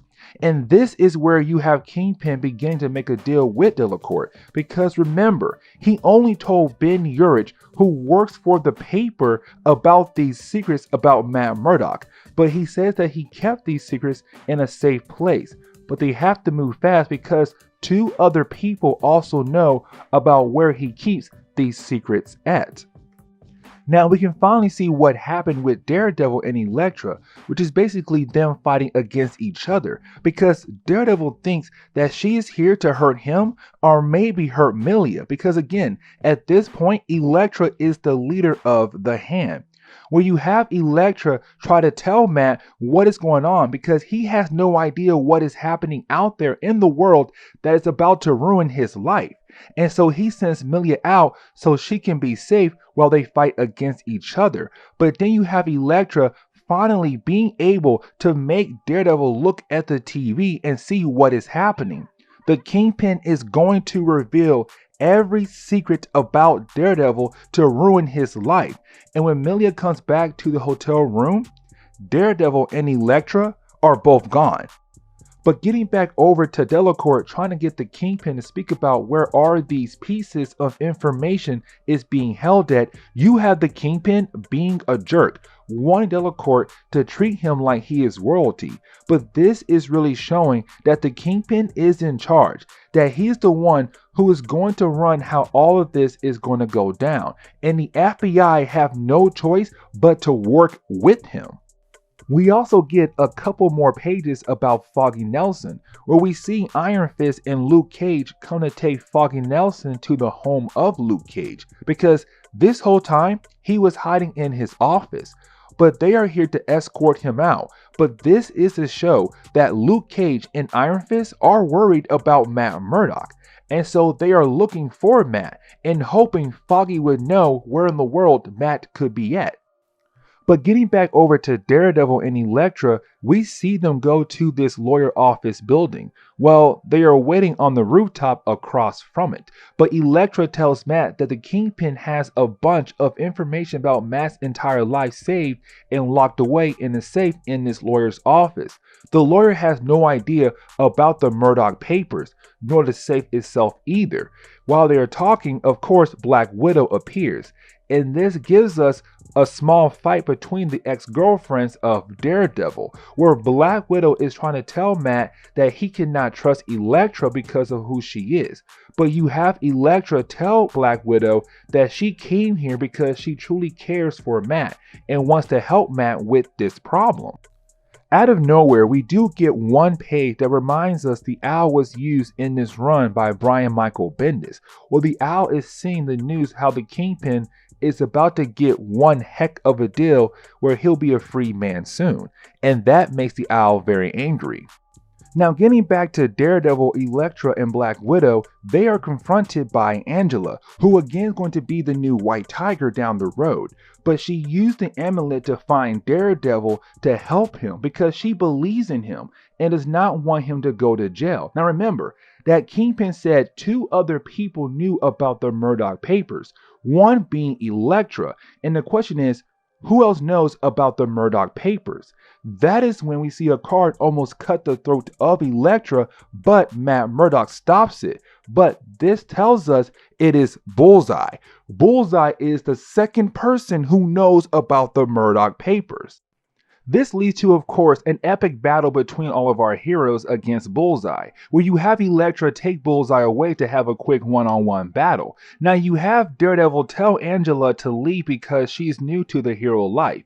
She's not ready for someone like Bullseye, because he will kill her very quickly. And so you have Daredevil actually kick her off the rooftop where she crashes into some garbage and took her amulet away and begs for Black Widow to take her far away from here because Angela is not ready for someone like Bullseye, where of course Black Widow agrees to do that for Matt. Of course, you have Brian Michael Bendis give us a lot of pages where you get to see Daredevil and Elektra fight against Bullseye. And this is something we have seen so many times before, but this is a little different because this is all over the Murdock papers that the Kingpin has locked away. Now, Bullseye wants the papers to literally mess with Daredevil, and that is really it. He's not going to go to the police like Kingpin did. But this fight does last for a good amount of pages, where the fight ends with Bullseye being hit by a bus, which breaks both of his legs.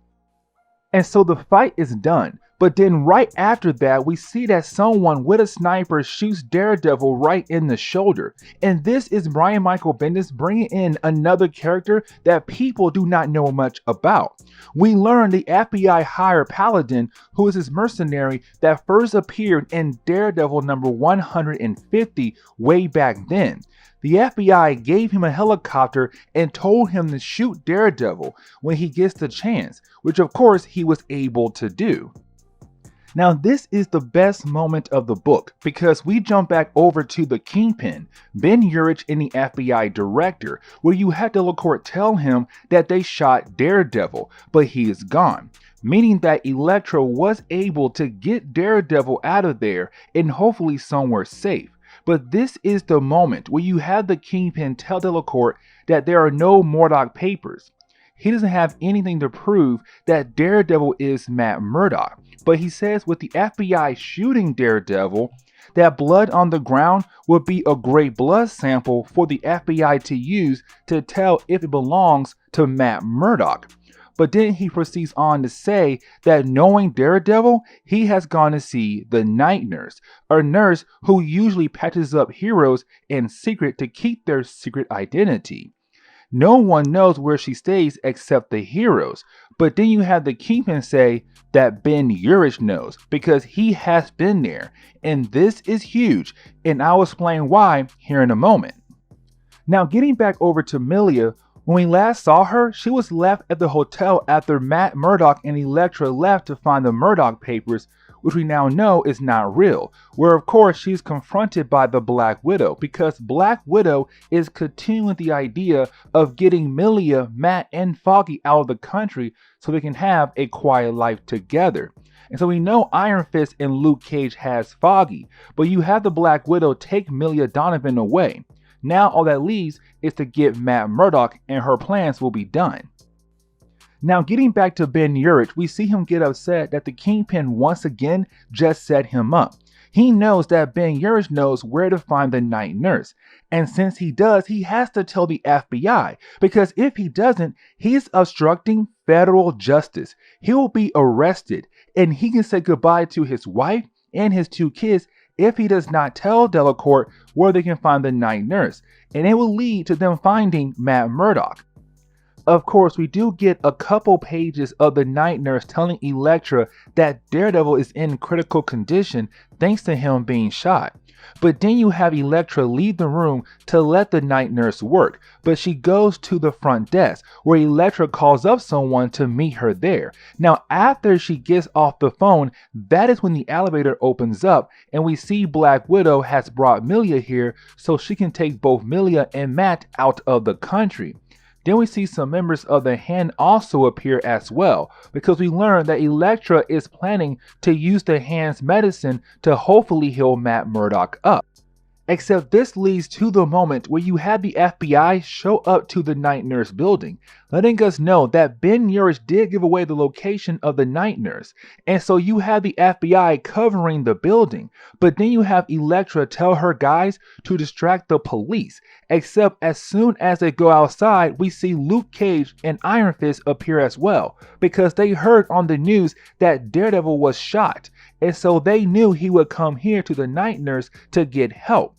And so we get this epic battle outside between almost everyone who is involved in this story except Milla, Kingpin, Night Nurse, and Ben Urich.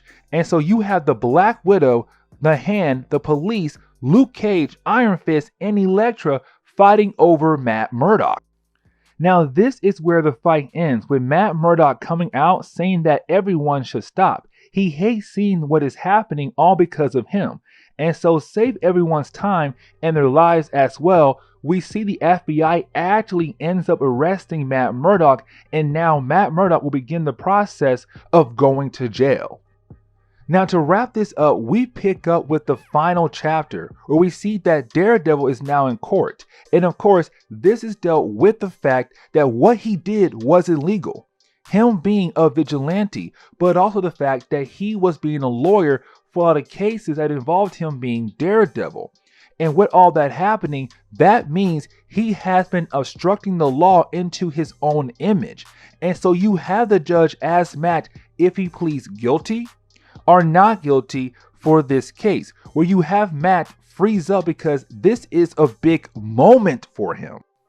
But then we see him do the craziest thing in the world, where he actually fights his way out of the courthouse trying to escape. He is doing everything in his power to get out of the courthouse to end up meeting up with the Black Widow. Because remember, her plan was to get Matt out of the country. And so this is her seeing through what she planned on doing.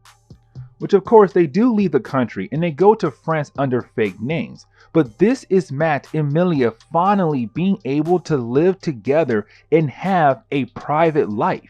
And so this could be a new direction for Daredevil. Except the next page we see Matt Murdock wake up to find Milla dead. And when he looks over to see who killed her, of course it was Bullseye who killed Milla. And so this leads into a battle between the two. Except this fight does not last that long, because you have Matt snap the neck of Bullseye right there in the middle of the street. Of course, innocent people saw him do it, and so Matt now has to leave France before people figure out who he is, that he is Daredevil. And so you have Matt go to the one person he thinks he has left in his life, which of course is Elektra, his first love. But remember, she's the leader of the Hand, and she did hear that Bullseye was killed in France by someone. And so you have Daredevil tell her, yes, it was him. And this leads into them making love. But after they finish making love, they sit down and start asking each other questions on why they never tried to be together again. And you have Elektra say that they have changed since those college days, that too much has happened for them to go back that way, where they could be together as a couple once again.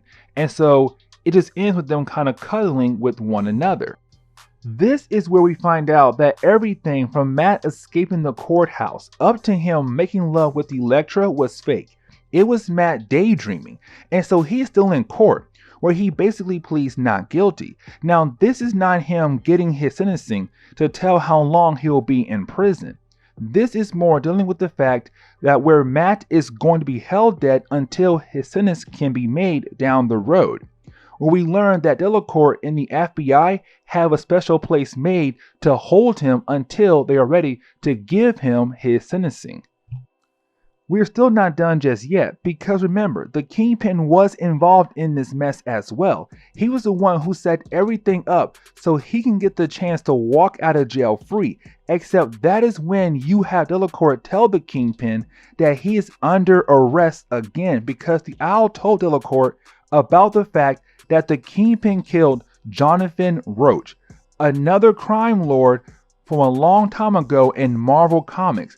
But Delacourt tells Kingpin that he has a special place to put the Kingpin in. This is where we learn that Delacourt has sent the Kingpin, Matt Murdock, the Owl, and Hammerhead, which is random, to a section of Rikers Island where all of these men are alone and away from the other prisoners. And so the story ends with Daredevil going to jail. And this is the last story from Brian Michael Bendis on his Daredevil's run, leaving us wondering what is going to happen next. And this is where we are going to end today's video. And so guys, please leave me a like down below and also subscribe to my channel for more content to come in the near future. Also, any suggestions on books I should read, well, please let me know in the comments below, because you never know, your suggestion could be a future video down the road. But guys, I'm out of here, and I will see y'all next time. Later, y'all.